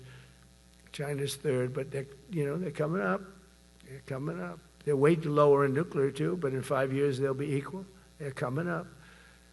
And you don't have to be that good with nuclear. You could have 1/20th what you have now and still do the damage that would be, that'd be so horrendous. But I announced that, based on his mention of nuclear, and it was really a stupid person that works for him mentioned the word nuclear, I moved a submarine or two, I won't say about the two, over to the coast of Russia, just to be careful, because we can't let people throw around that word. I call it the N-word. There are two N-words, and you can't use either of them. You can't use either of them. And frankly, if it does get to use, we have more than anybody else. We have better, we have newer, but it's something we don't ever want to even have to think about. But when somebody mentions it, that submarine started immediately thereafter. And it's just lurking, but I'm sure we're not going to have to use it. But it's an amazing, it's undetectable, totally. Ours is, theirs isn't. Theirs are totally detectable. We can detect them easily. We go right to the spot. But we have genius apparatus that doesn't allow detection. It doesn't allow detection at all by anybody above water or below water. It's incredible. We're way ahead of everybody in that and other things. As a result of the exciting renewal of the spirit of our armed forces, and that's what it is. It's really reaching that spirit, unprecedented heights. Over the past 8 months, new enlistments, I'm so proud of this, have surged to record highs, the highest we've ever had. And we used to have recruiting shortages. If you remember, about a year and a half ago, I was at the beginning stage of a campaign, and things came out that you couldn't get people to join the armed forces. And by the way, the police also. Fire department. I always put the fire department in because they're great. They're great. And I got 95% of their vote, too. That helps. When you get 95% of their vote, you always have to mention them. But they're great. And they're brave in our inner cities, which we're going to be talking about, because it's a big part of war now. It's a big part of war. But the firemen go up in ladders, and you have people shooting at them while they're up in ladders. I don't even know if anybody heard that. And I said, don't talk about it much, but I think you have to. Our firemen are incredible. They're up in one of these ladders that goes way up to the sky, rescuing people, and you have animals shooting at them, shooting bullets at firemen that are way up in death territory. You fall off that ladder, it's over. It's over. They don't even have to inspect you when you hit the ground. And you have people shooting bullets at them in some of these inner cities. We're not going to let that happen. So I always mention the firemen because that's actually a big problem we have. They are unbelievable. Like you, they're unbelievable people. For the first time on record in 2025, the Navy, Air Force, and Space Force all met or surpassed their recruiting goals 3 months early. That never happened before. And the Army did even better. Congratulations, Army. They met everything. And these were the highest standards because we're making it larger. So these were much higher standards than you had 4 years ago, 3 years ago, during the Sleepy Joe Biden era. And the Army did it 4 months early. And you remember, a year and a half ago, they said the big stories that we're way behind with the Army, Air Force, the Navy, the Marines. We're way behind, Coast Guard. And even Space Force. I love Space Force because that was my creation. You know, when you create something, I love it. And the people we put in there were good. I got that right. We put in great people initially, and we've really dominated. We really dominate in that sphere now. We're way behind China and Russia, and now we dominate. Space Force turned out to be a very important thing. I said from the beginning, you know, when Biden came into office, he wanted to terminate it. He said, and this thing called Space Force, so we could get rid of that. And he got hammered by the people in this room for even suggesting it, because it's very important, one of the most important. And as time goes by, it'll get more and more important. But we're now at 106% of our recruiting targets for the year, and that's the best in far more than a generation. And for the Marines, morale is so strong that the Marine Corps will meet its 2026 retention targets before the end of October, which never happens. And that's the earliest it's ever happened in the history of our country. And it makes you feel good, you know. I felt guilty. I'd go make a speech in front of never people like you. You are the leaders, but people, soldiers. And I felt embarrassed because there'd be stories about, you know, we couldn't fill up our Army, Navy, Air Force. We couldn't fill them up. And it was headlines. It was during Biden's 4 years. The auto pen, I call him the auto pen.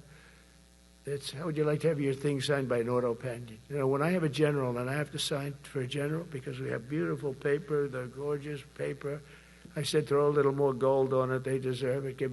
I want the A paper, not the D paper. We used to sign a piece of garbage. I said, this man's going to be a general, right? Yeah. I don't want to use this. I want to use the big, beautiful, firm paper. I want to use the real gold writing when you talk about the position, and they're beautiful. And but how would you like to have that where some kid sitting in the back office is having it signed with an auto pen? I thought about it, and I thought about you people first, admirals, generals. I said, somebody works his whole life. He gets into maybe the academies or wherever, but however you got there, and you go through years of work, and now you become an admiral or a general or whatever. And when you do, the President of the United States signs your commission, as you know, and that commission is beautifully displayed. And I sign it. Actually, I love my signature. I really do. Everyone loves my signature. But I signed it very proudly, and I always think to myself, how can you have an auto pen sign this? It's just so disrespectful. To me, it's just totally disrespectful. And it turned out that almost everything he did was signed by auto pen, except for when he gave his son, Hunter, pardon. He signed that one. And that's actually the worst signature I've ever seen. That was the bad. The auto pen looks much better. But as leaders, our commitment to every patriot who put on the uniform is to ensure that American military remains the most lethal and dominant on the planet, not merely for a few years, but for the decades and generations to come, for centuries. We must be so strong that no nation will dare challenge us, so powerful that no enemy will dare threaten us, and so capable that no adversary can even think about beating us. And we've had it recently. I had India and Pakistan were going at it, and I called them both. And in this case, I used trade. I'm not going to trade with you. Used to two nuclear nations, big nuclear. And no, you cannot do that. I said, yes, I can. You go into this freaking war that I'm hearing about. You know, actually, they just shot down 7 planes. 7 planes. It was starting. There's a lot of bad blood. And I said, you do this, there's not going to be any trade. And I stopped the war. It was raging for 4 days, but that was just the beginning. And we stopped it. It was a great thing. And the Prime Minister of Pakistan was here, along with the Field Marshal, who's a very important guy in Pakistan, and he was here 3 days ago. And I didn't even realize it as beautiful as he said it, but he said that to a group of people that were with us, 2 generals, but a group, he said, this man saved millions of lives because he saved the war from going on, and that war was going to get very bad, very, very bad. President Trump saved millions and millions of lives. That was a bad war. And I was very honored. I loved the way he said it. Susie Wiles was there. She said that was the most beautiful thing. But we saved a lot of them. Saved a lot of them. Even in Africa, we saved the Congo with Rwanda. They've been fighting for 31 years, 10 million people dead. I got that one done. And very proud of it. So if this works out, we'll have 8 in 8 months. That's pretty good. Nobody's ever done that. Will you get the Nobel Prize? Absolutely not. They'll give it to some guy that didn't do a damn thing. They'll give it to a guy that wrote a book about the mind of Donald Trump and what it took to solve the wars. And he'll get the Nobel Prize will go to a writer. No, but well, let's see what happens. But it's be a big insult to our country. I will tell you that. I don't want it. I want the country to get it. It should get it because there's never been anything like it. Think of it. So if this happens, I think it will. I don't say that lightly because I know more about deals than anybody. This is what my whole life was based on. And they can change, and this can certainly change. But we have just about everybody. We have one signature that we need, and that signature will pay in hell if they don't sign. I hope they sign for their own good and we create something really great. But to have done 8 of them is just like such an honor. And then we have Putin and Zelensky. The easiest one of them all. I said, that one I'll get done. I thought that was going to be first. The others were much harder, some of them. Azerbaijan this was going on for 36 years. They said, it's not solvable, sir. Don't do it. I said, I will do it. I will do it. And I got on the phone with the 2 countries. They were great. They were great. I knew immediately. I knew as soon as I started talking to them, we're going to solve that war. We did. Now they're so happy. Now they're friends. One said he's been president for 32 years, 22 years. He said, for 22 years I did nothing but kill his people. They were in the room together at the Oval Office. And they started off spread like this. I have the beautiful Resolute desk. And one was here, and one was here. You couldn't get further away. That's the furthest I've ever seen 2 people in front of me. And as the hour went by, they got closer, closer, closer. And at the end of the hour, we had it done. And they hugged and hugged and hugged. And I said, that's so nice, and you're going to remain friends. And I spoke to them, one of them the other day. He said, no, he's now my friend. But for 22 years, he's been the head of Azerbaijan for 22 years. And the other guy, great guy too, 7. And you know that war, that was a war that was not solvable. He said for 7 years. The other one said for 22 years. All I did was kill his people. That's all I've done. I said, well, we're going to put a stop to that. So we solved that. So it's a great thing. It's a great feeling. You're saving Kosovo and Serbia. You're saving so many lives doing this if you can do it. But our people deserve nothing less than the very best, and we're never going to let them down. And if we can solve wars instead of you having to fight wars, wouldn't that be wonderful, right? Wouldn't that be wonderful? That's why one of the first executive orders I signed upon taking office was to restore the principle of merit. That's the most important word. Other than the word tariff. I love tariffs. Most beautiful word. But I'm not allowed to say that anymore. I said tariff is my favorite word. I love the word tariff. We're becoming rich as hell. We have a big case in front of the Supreme Court, but I can't imagine. Because this is what other nations have done to us. And we have, great legal grounds and all, but you still have a case. It would be very bad if something happened. But I said, my favorite word in the English dictionary is the word tariff. And people thought that was strange. And the fake news came over and they really hit me hard on it. They said, what about love? What about religion? What about God? What about wife, family? I got killed when I said tariff is my favorite word. So I changed it. It's now my 5th favorite word. And I'm okay with that.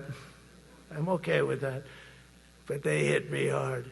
But it is. I mean, when you look at, we've taken in trillions of dollars. We're rich again. And there'll never be, when we finish this out, there'll never be any wealth like what we have. Other countries were taking advantage of us for years and years. You know that better than anybody. And now we're treating them fairly.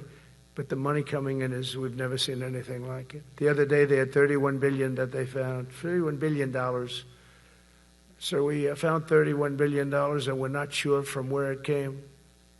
A gentleman came in, a financial guy.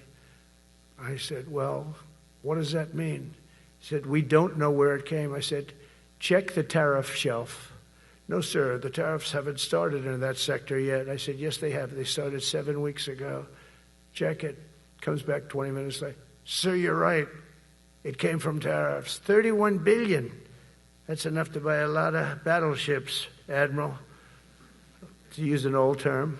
I think we should maybe start thinking about battleships, by the way. You know, we have a Secretary of the Navy came to me, because I look at the Iowa out in California, and I look at different ships and the old pictures. I used to watch Victory at Sea. I love Victory at Sea. Look at these admirals. It's got to be your all-time in black and white.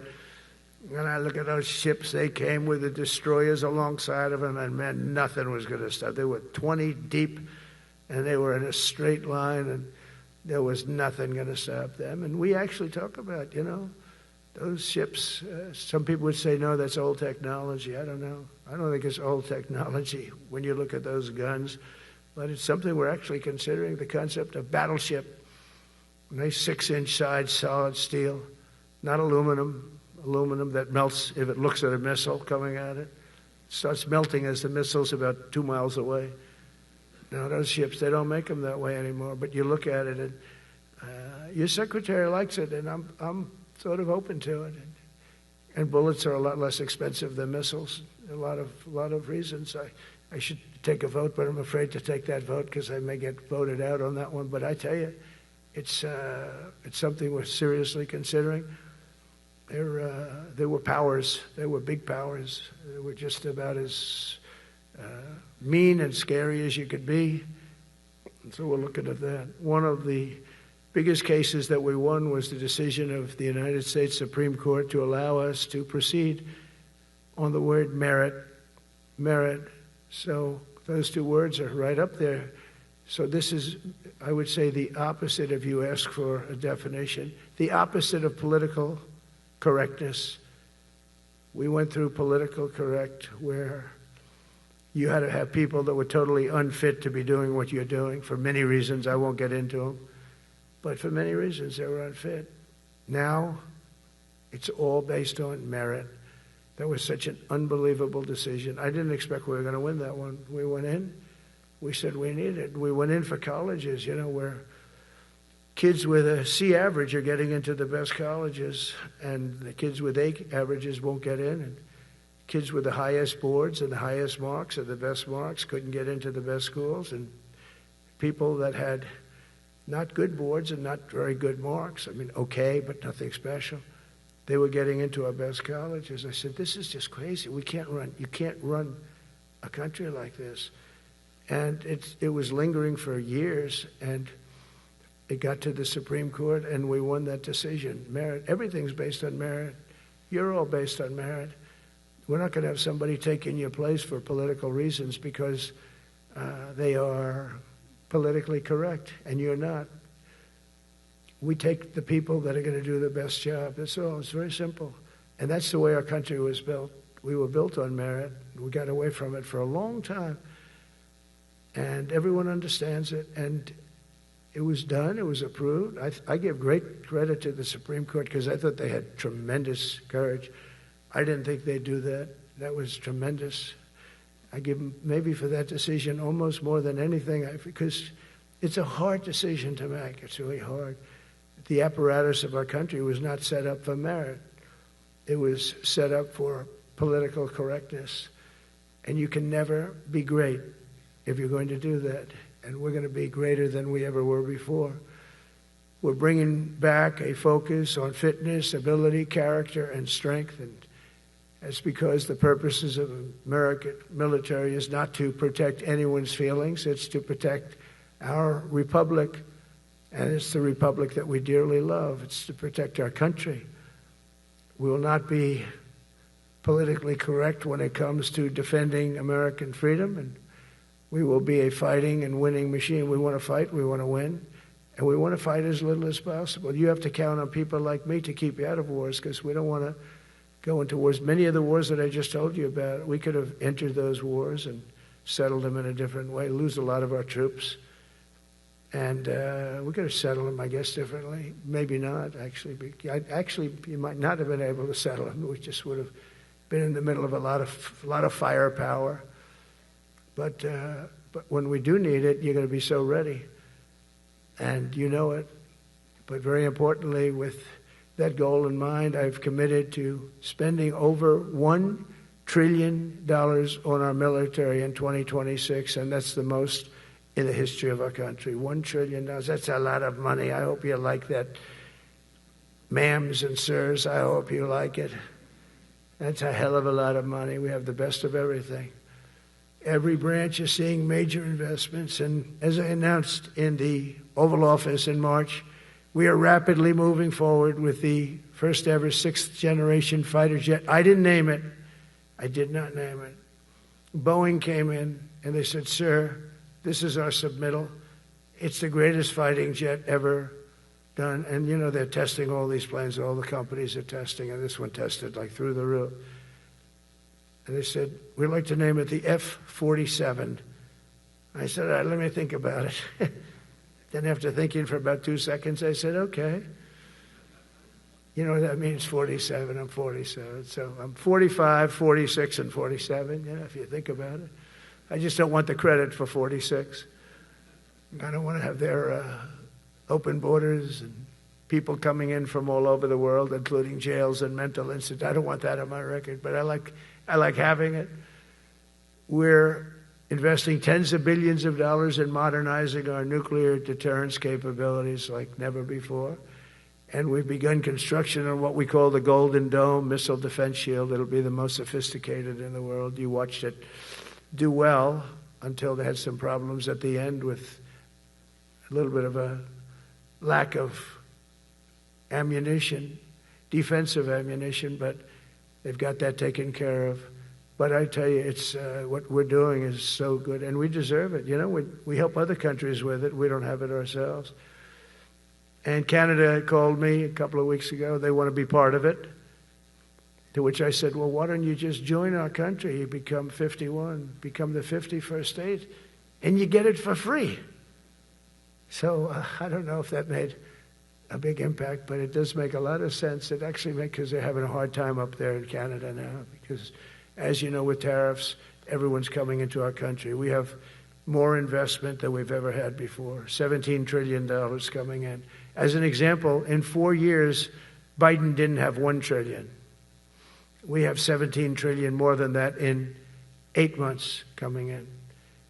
And they're coming in from Canada, Mexico, from Europe, from all over. AI, auto plants.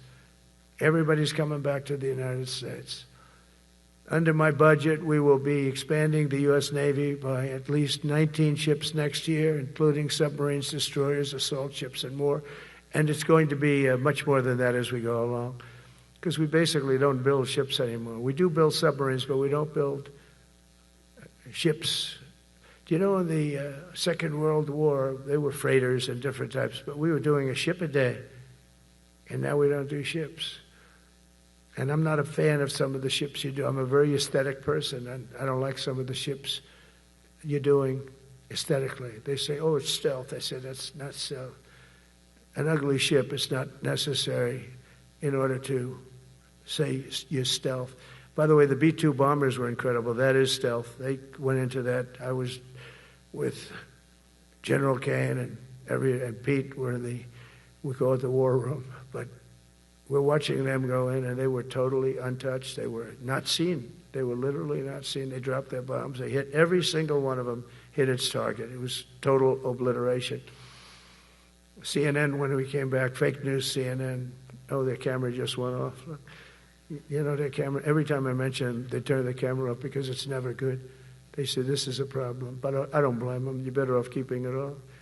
But they have some scammer reporter who started saying, without any knowledge, said, he may not have hit the targets as well as they thought. It may not have been obliteration. He did hit the targets, and they got to give us a little credit, right? It was obliteration, it turned out. The Atomic Energy Commission said it was obliteration. They had, not only did they hit the target, they had these chutes. And think of this here.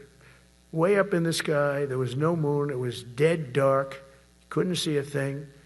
You couldn't see them. But they had, I guess, a beam going right into these chutes. Every single one of those bombs went right down those chutes into a granite mountain. I think it's the last time they're going to build air chutes. They had these air chutes that were nice, beautiful. They were meant for us. But it was total obliteration. And now they give us credit for that. But these people were phenomenal. I tell you, for the Air Force people here, you can be very proud. That B-2, we just ordered a lot of new ones and updated ones, but I'd take the other ones. Let me tell you, they couldn't have worked any better. So they flew for 37 hours total, back and forth, no stops, no nothing. We had 52 tankers loading them up. And that's a job I wouldn't necessarily want too much, flying a tanker, loaded up with hundreds of thousands of gallons of fuel. I don't know if I'd do that job. I asked the question, what happens if it gets hit? Sir, you don't want to know about that, right? I don't want to know about that. But those guys, they just hear us. They're incredible. I had them all to the Oval Office. We had the B-2 pilots and a lot of the people, even the people that took care of them, the maintenance people, just as important. We had them all to the White House, gave them a big party on the lawn, brought some of them into the Oval Office. But on top of all this, we'll deliver a hard-earned pay raise of 3.8% to every soldier, sailor, airman, Coast Guardsman, Space Guardman, and Marine, something you weren't getting from the past administration. They did not treat you with respect. They're Democrats. They never do. Not only are we rebuilding our great strength, but for the first time in years, my administration is actually using that strength to defend the core and vital interests of America. And very simply, we are putting America first. And I have since I've been elected. I've always put America first. It's sort of simple, you know, when you think. My campaign was run on common sense, and we did great. We got the highest numbers ever received in terms of districts. You know, they have it broken up, 2,500 versus 525. We won every swing state. We won the popular vote. We won everything. We won everything. You have to take a look at the map. It's almost entirely red, except there's a little blue line on each coast, and I think that's going to disappear too. We did really great, and part of it is because of our success with the military, the rebuilding of the military, the vote that I got from the military, and they're vicious people, you know, that we have to fight, just like you have to fight vicious people. Mine are a different kind of vicious, but they spread all these horrible, you know, they made up statements and said what I said about everything, but even about the military. But fortunately, the military didn't believe it. It's hard. You know, they make up a statement and they said, you say it. We had 25 people that said he never said that. 25. We had 25 affidavits. And they said, well, we're going with it anyway. You know, these sleazebags. And that's why the press is really losing all power, because people aren't believing it. We need an honest press. We need borders. We need borders. We need an honest press. We need fair elections. I mean, those three things. And we don't have an honest press. We have a really corrupt press. But we fight through the corrupt press. And the people understand you have to do this stuff a lot. You have to go on television a lot, because you can't get a fair shake if you're going to rely on somebody else. They don't understand. They've destroyed the image of media now is at the lowest point it's ever been. It's lower than Congress. Can you believe that? It's something. But together with many of you in the room, we've brought back the fundamental principle that defending the homeland is the military's first and most important priority. That's what it is. Only in recent decades did politicians somehow come to believe that our job is to police the far reaches of Kenya and Somalia, while America is under invasion from within. We're under invasion from within. No different than a foreign enemy but more difficult in many ways because they don't wear uniforms. At least when they're wearing a uniform, you can take them out. These people don't have uniforms. But we are under invasion from within. We're stopping it very quickly. After spending trillions of dollars defending the borders of foreign countries, with your help, we're defending the borders of our country from now on. We're not going to let this happen. Biden let people come in from prisons, mental institutions, drug dealers, murderers. You know, we had 11,488 murderers allowed into our country by this guy who had no clue. He had no clue. He shouldn't have been there in the first place, but he had no clue. The people that ran the office, the White House, were people that surrounded him, radical left lunatics that are brilliant people, but dumb as hell when it came to policy and common sense. And they allowed people from all over the world, from the Congo. They opened up prisons in the Congo. They came into our country totally unmatched, unvetted, unchecked.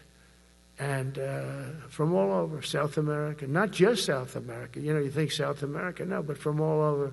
A lot came in from Venezuela. Venezuela emptied its prison population into our country. That's why they have Tren de Aragua, one of the worst gangs ever. But we took care of them. We took good, strong care of them. And I just want to thank the National Guard in Washington, D.C. It's embarrassing to say this. Now I can say it because we solved it. But Washington, D.C. was the most unsafe, most dangerous city in the United States of America. And to a large extent, beyond. And beyond that. You go to Afghanistan, they didn't have anything like that. You go to countries that you would think there's problems, they didn't have that. And now Washington, D.C., after 12 days of serious, serious intensity, we took out 1,700 career criminals. If you have 5 career criminals, they can make your numbers look very bad because they'll commit many crimes a day. But we took out 1,700, and they took them out. There was no doubt who the boss was. They did an unbelievable job. Then they started even cleaning. I said, I don't want them doing that, sir. They were cleaning it up. I drove through it 2 days ago. It was beautiful. People are walking down the street holding hands, man and wife, coming from Iowa. They're not worried about being shot. Washington, D.C. is now a safe city. In fact, I went out to dinner with my crew. I haven't done that. In theory, I wouldn't do it. And I felt totally safe. And nobody's been attacked. Nobody's been hurt. Washington, D.C. went from our most unsafe city to just about our safest city in a period of a month. We had it under control in 12 days, but give us another 15, 16 days. It's perfect. And people other than politicians that look bad, they think, the Democrats run most of the cities that are in bad shape. We have many cities in great shape too, by the way. I want you to know that. But it seems that the ones that are run by the radical left Democrats, what they've done to San Francisco, Chicago, New York, Los Angeles, they're very unsafe places. And we're going to straighten them out one by one. And this is going to be a major part for some of the people in this room. That's a war too. It's a war from within. Controlling the physical territory of our border is essential to national security. We can't let these people in. We had no people enter in the last 4 months. 0. Even I can't believe that. We had millions coming in, pouring in. 25 million all told. And of those 25 million, many of them should never be in our country. They would take their worst people and their people from prisons and jail, and they'd put them in a caravan and they'd walk up. CNN was interviewing one person. Oh, why are you coming? I want freedom. Good. Were you in jail? Yes. For what? Murder. He said, you had to see this anchor, a young woman. She's like, I couldn't believe. She'll probably lose her job. But because the left doesn't want to hear that. But we're running it based on common sense and based on love of our country. But I want to salute every service member who has helped us carry out this critical mission. It's really a very important mission. And I told Pete we should use some of these dangerous cities as training grounds for our military, National Guard, but military. Because we're going into Chicago very soon. That's a big city with an incompetent governor, stupid governor, stupid. They threw him out of his family business. He was so stupid. I know the family. He becomes governor. He's got money. Not money that he made, but he ran for governor, he won, and now he criticizes us all the time. And last week they had 11 people murdered, 44 people shot. The week before that they had 5 people murdered, 28 people shot. Every weekend they lose 5, 6. If they lose 5, they're considering it a great week. They shouldn't lose any. You shouldn't lose any. This is civilization. And he's always up there saying, we're in very good shape. We don't need the military. No, they need the military desperately. How about Portland? Portland, Oregon, where it looks like a war zone. And I get a call from the liberal governor. Sir, please don't come in. We don't need you. I said, well, unless they're playing false tapes, this looked like World War II. Your place is burning down. I mean, you must be kidding. Sir, we have it under control. I said, you don't have it under control, Governor, but I'll check it, and I'll call you back. I called her back. I said, this place is a nightmare. It's certainly not the biggest, but it's one of the worst. It's brutal. They go after our ICE people, who are great patriots and tough job too, but they love it. They love it because they're cleaning up our country. And so you look at some of the things where they took over parts of Seattle. They actually took over a big percentage of Seattle. Think of that. You remember that. That was a while ago. And I sent in the troops, and they were gone as soon as I sent them in. Oh, when we send in the troops, if you have a real leader that says you got to do what you have to do, I put that out the other day. You got to do what you got to do because we don't want our people hurt as they stand by. I was watching during Biden, there were troops standing up like this, brave, standing up at attention, the way I should stand all the time. And I'm like this, and people are standing, and their mouth is this far away from their mouth, and they're spitting at them, and they're screaming at them. And that soldier's standing there, he wants to knock the hell out of the person, but he's not allowed to do anything. So they just stand there, and they get abused, and a woman was this far away from his face, and she starts spitting in his face, and he's not allowed to do anything. If it's okay with you, generals and admirals, I've taken that off. I say, they spit, we hit. Is that okay? I think so. They spit, it's a new thing. They spit, we hit. How about the cars, where the cars are coming out? They get brand new cars, Border Patrol, ICE, beautiful, nice new cars. And they're driving along, and they have to go through a gauntlet of rocks being thrown at the car. So here's this beautiful brand new car. By the time it goes 100 yards, it's destroyed. These guys have pretty good arms, some of them. And they're throwing bricks at full force into the window and into the car. It looks like it's a war zone. And I said, never let that happen again. From now on, if that ever happens, and I say it here, you get out of that car and you can do whatever the hell you want to do. Because those people are you can die from that. Those bricks go through the windows. You can die. They'd like it to. They'd like it to go through the window. But this was a couple of months ago. They just kept driving, and bricks are hitting the car. And I said, why aren't they stopping? Because they were under orders from the past administration, never stop. But that's different with us. We stop. And since I gave that order, we haven't had that problem. It's very interesting. It's amazing. It's just like in Venezuela. You've seen the boats going. We can't find any more boats. They're carrying drugs, massive. Every boat kills about 25,000 people. That's what they have. They had fentanyl mostly and a lot of other drugs. And we take them out, and we've taken out 4. So, and it's on air. Everybody gets to see it. Not that we like to do that, but every boat kills 25,000 on average. 20. Some people say more. You know, you see these boats, they're stacked up with bags of white powder. That's mostly fentanyl and other drugs too. And now we have a problem. General Kane says, sir, there are no boats out there. Not even fishing boats. They don't want to go fishing. I don't blame them. There'll be no fishing today. You know. But it's amazing what strength will do, because all we want to do is stop drugs from flowing into our country. It's destroying. We lost 300,000 people died last year. Everybody knows, friends, many friends probably, that you lost a child or adults too, but you lost a son or daughter because of what's coming into our border, and we're making it very hard. Oh, and we haven't even started yet. Last month I signed an executive order to provide training for quick reaction force that can help quell civil disturbances. And this is going to be a big thing for the people in this room because it's the enemy from within, and we have to handle it before it gets out of control. It won't get out of control. Once you're involved at all, they all joke. They say, oh, this is not good. You saw it in Washington. We had gangs of Tren de Arag with 10, 12, 15 kids, and these military guys walk up to them, and they treat them with disrespect, and they just got pounded. They just got pounded. The gang just pounded. Then thrown into paddy wagons and taken back to their country.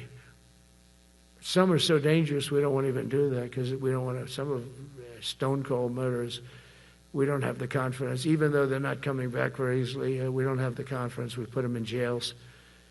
But these service members are following in a great and storied military tradition, from protecting frontier communities to chasing outlaws and bandits in the Wild West. And our history is filled with military heroes who took on all enemies, foreign and domestic. You know that phrase very well. That's what the oath says, foreign and domestic. Well, we also have domestic.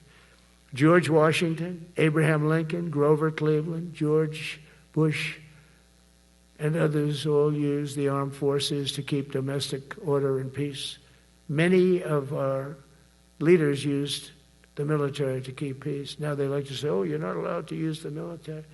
And you know what the people say? The people in those cities where they're being raped and shot and beat up, you know what they say? We love the military. You ever see where they interview the people on the street? I've never seen somebody say they don't, unless they're radical and paid off, because a lot of these insurrectionists are paid by, whether it's Soros or other people, but they're paid by the radical left. So today I want to thank every service member from general to private who has bravely helped us secure the nation's capital and make America safe for the American people. It's amazing. The whole world is watching. Everybody in the White House, they come up to me, young women, sir, thank you. I know immediately what they're thinking. They don't have to say it. They walk to work now to the White House. We haven't had a crime in Washington in so long because we got the careers. We call them the careers. We got these lunatics out, and they'll never be any good. You know, I hate to tell this to the liberal media. You could spend time with them.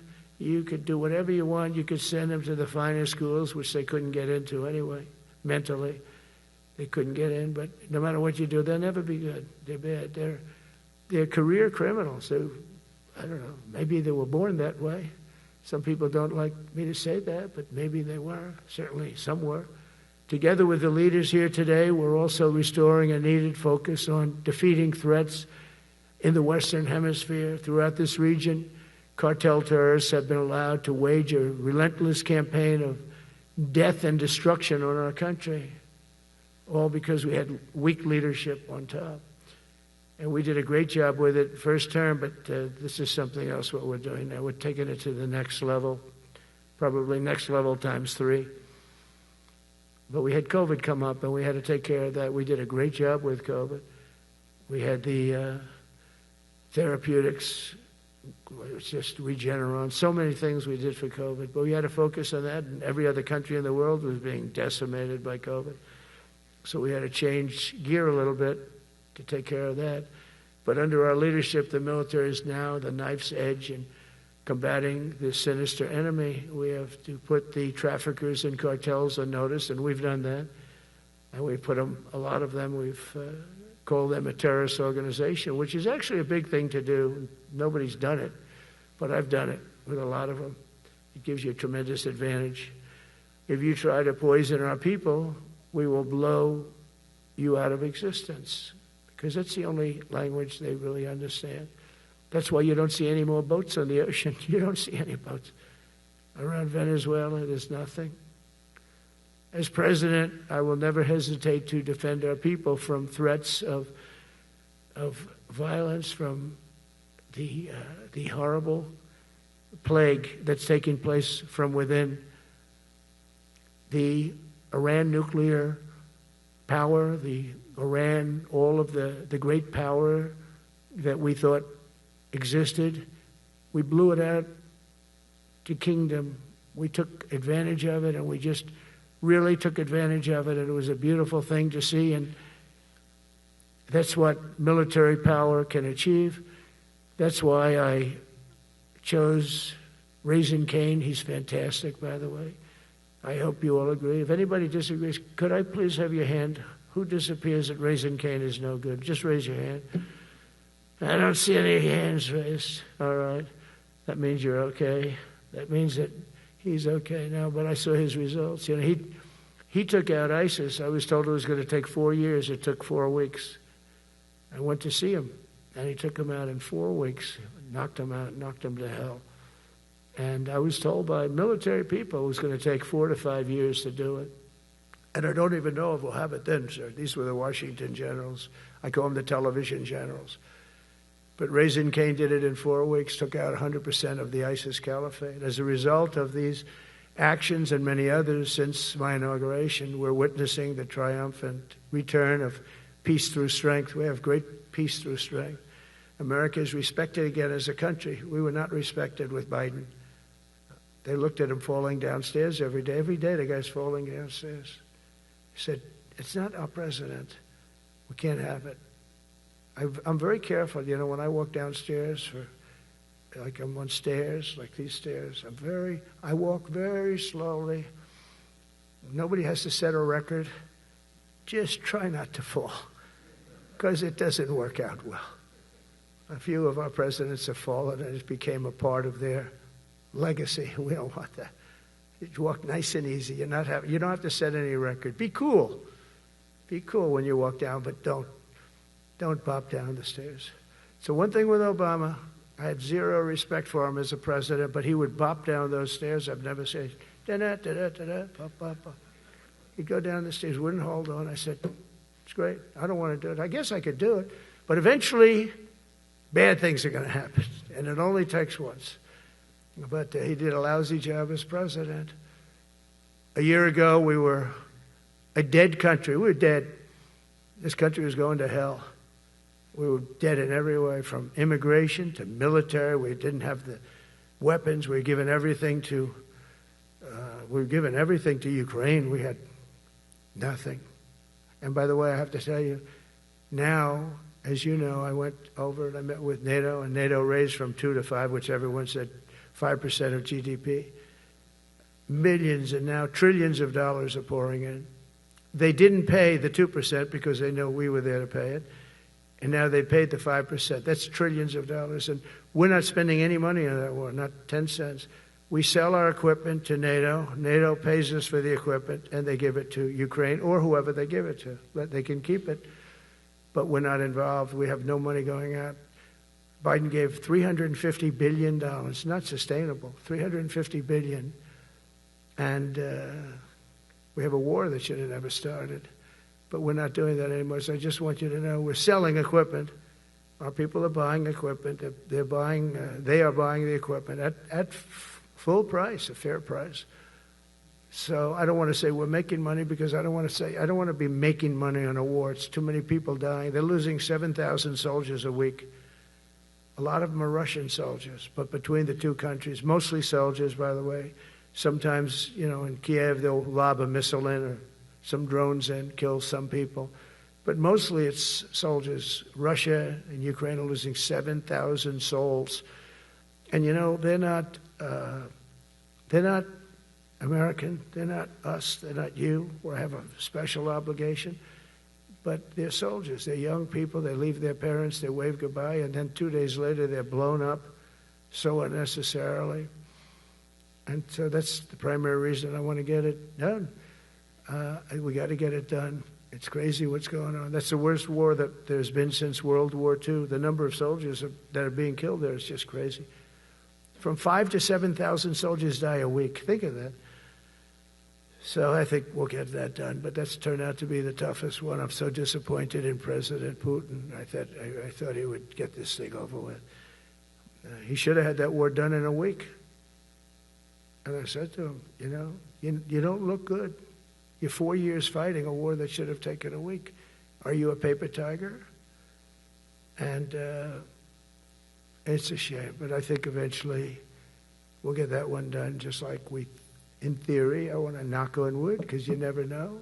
It's like we're going to have the Middle East done, which is actually a much harder thing to do. I mean, thousands of years, but we have to get that war done. So now just think of it, we're a dead country. I was with the King of Saudi Arabia, a great guy. I was with the Emir of Qatar.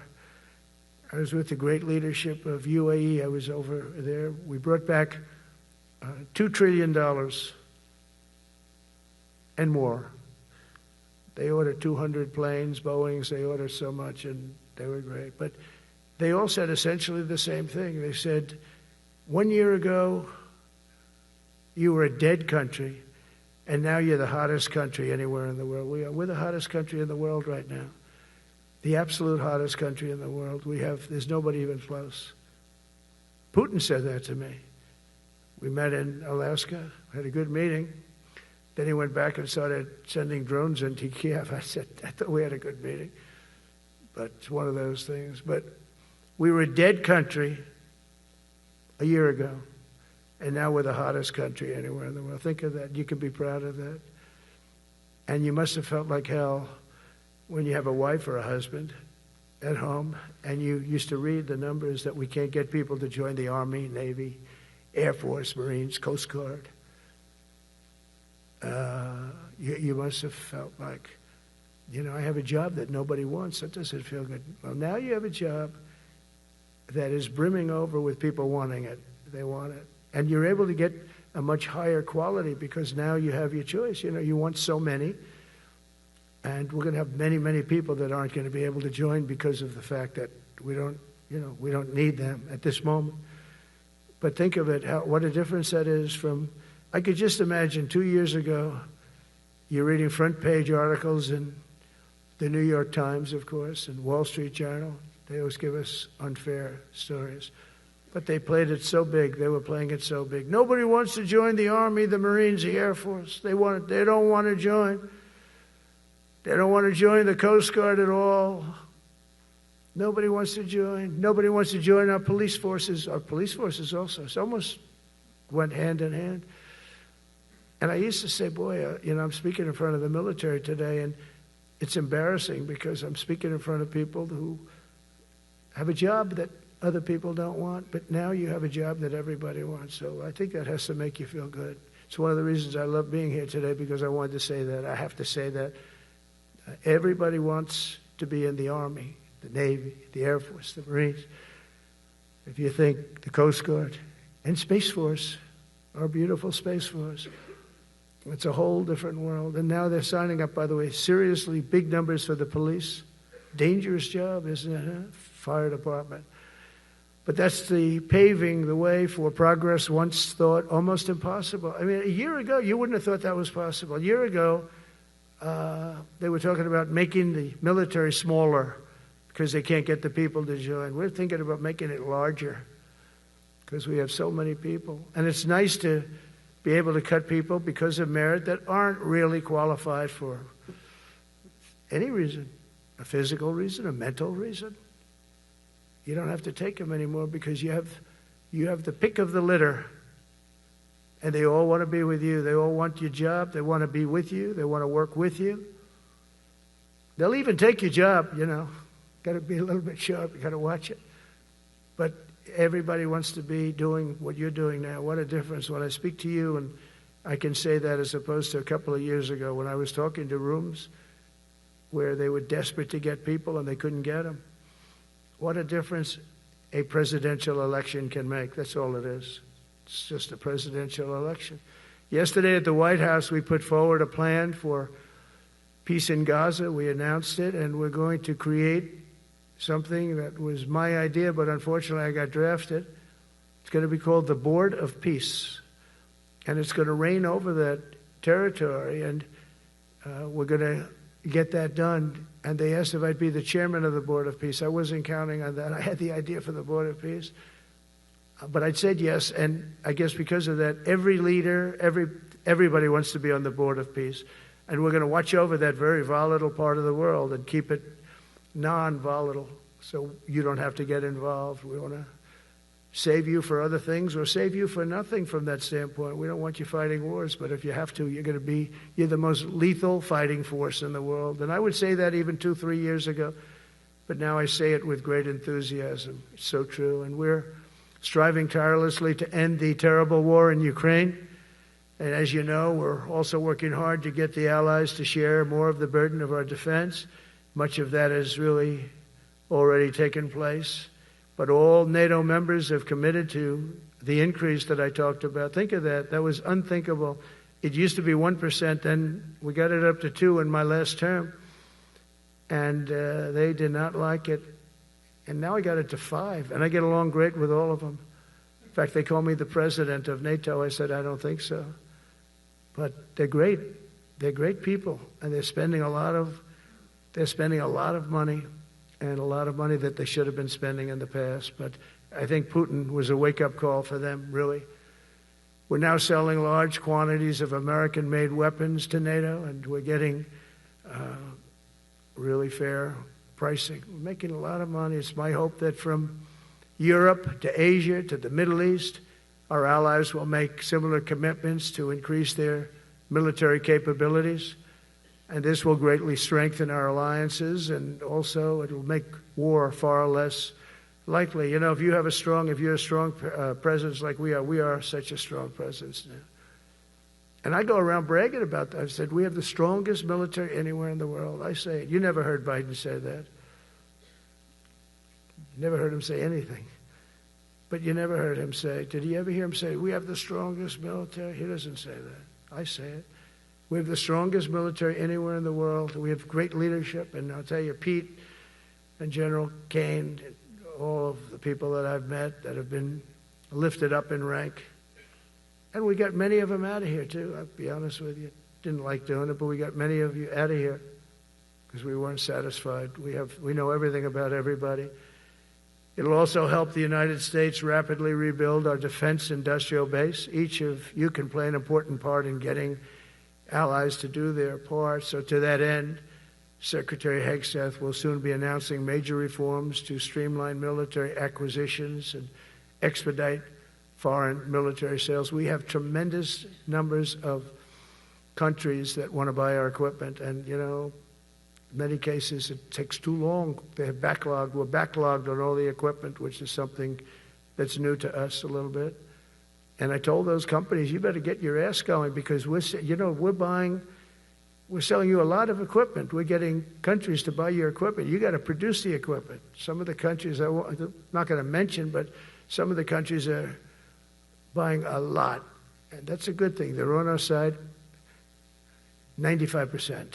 I'll never say 100% because it can always turn, right? You know about that. But they're on our side. The problem is we have to get the companies that make this equipment. And we make the best equipment in the world, but they got to make it faster. We have orders for the F-35. We have orders for everything. The new F-47. We have orders for everything. They got to make it faster. A lot faster. Ammunition they have to make faster. In the coming months, we'll be making even more historic announcements to fully embrace the identity of the Department of War. I love the name. I think it's so great. I think it stops wars. The Department of War is going to stop wars.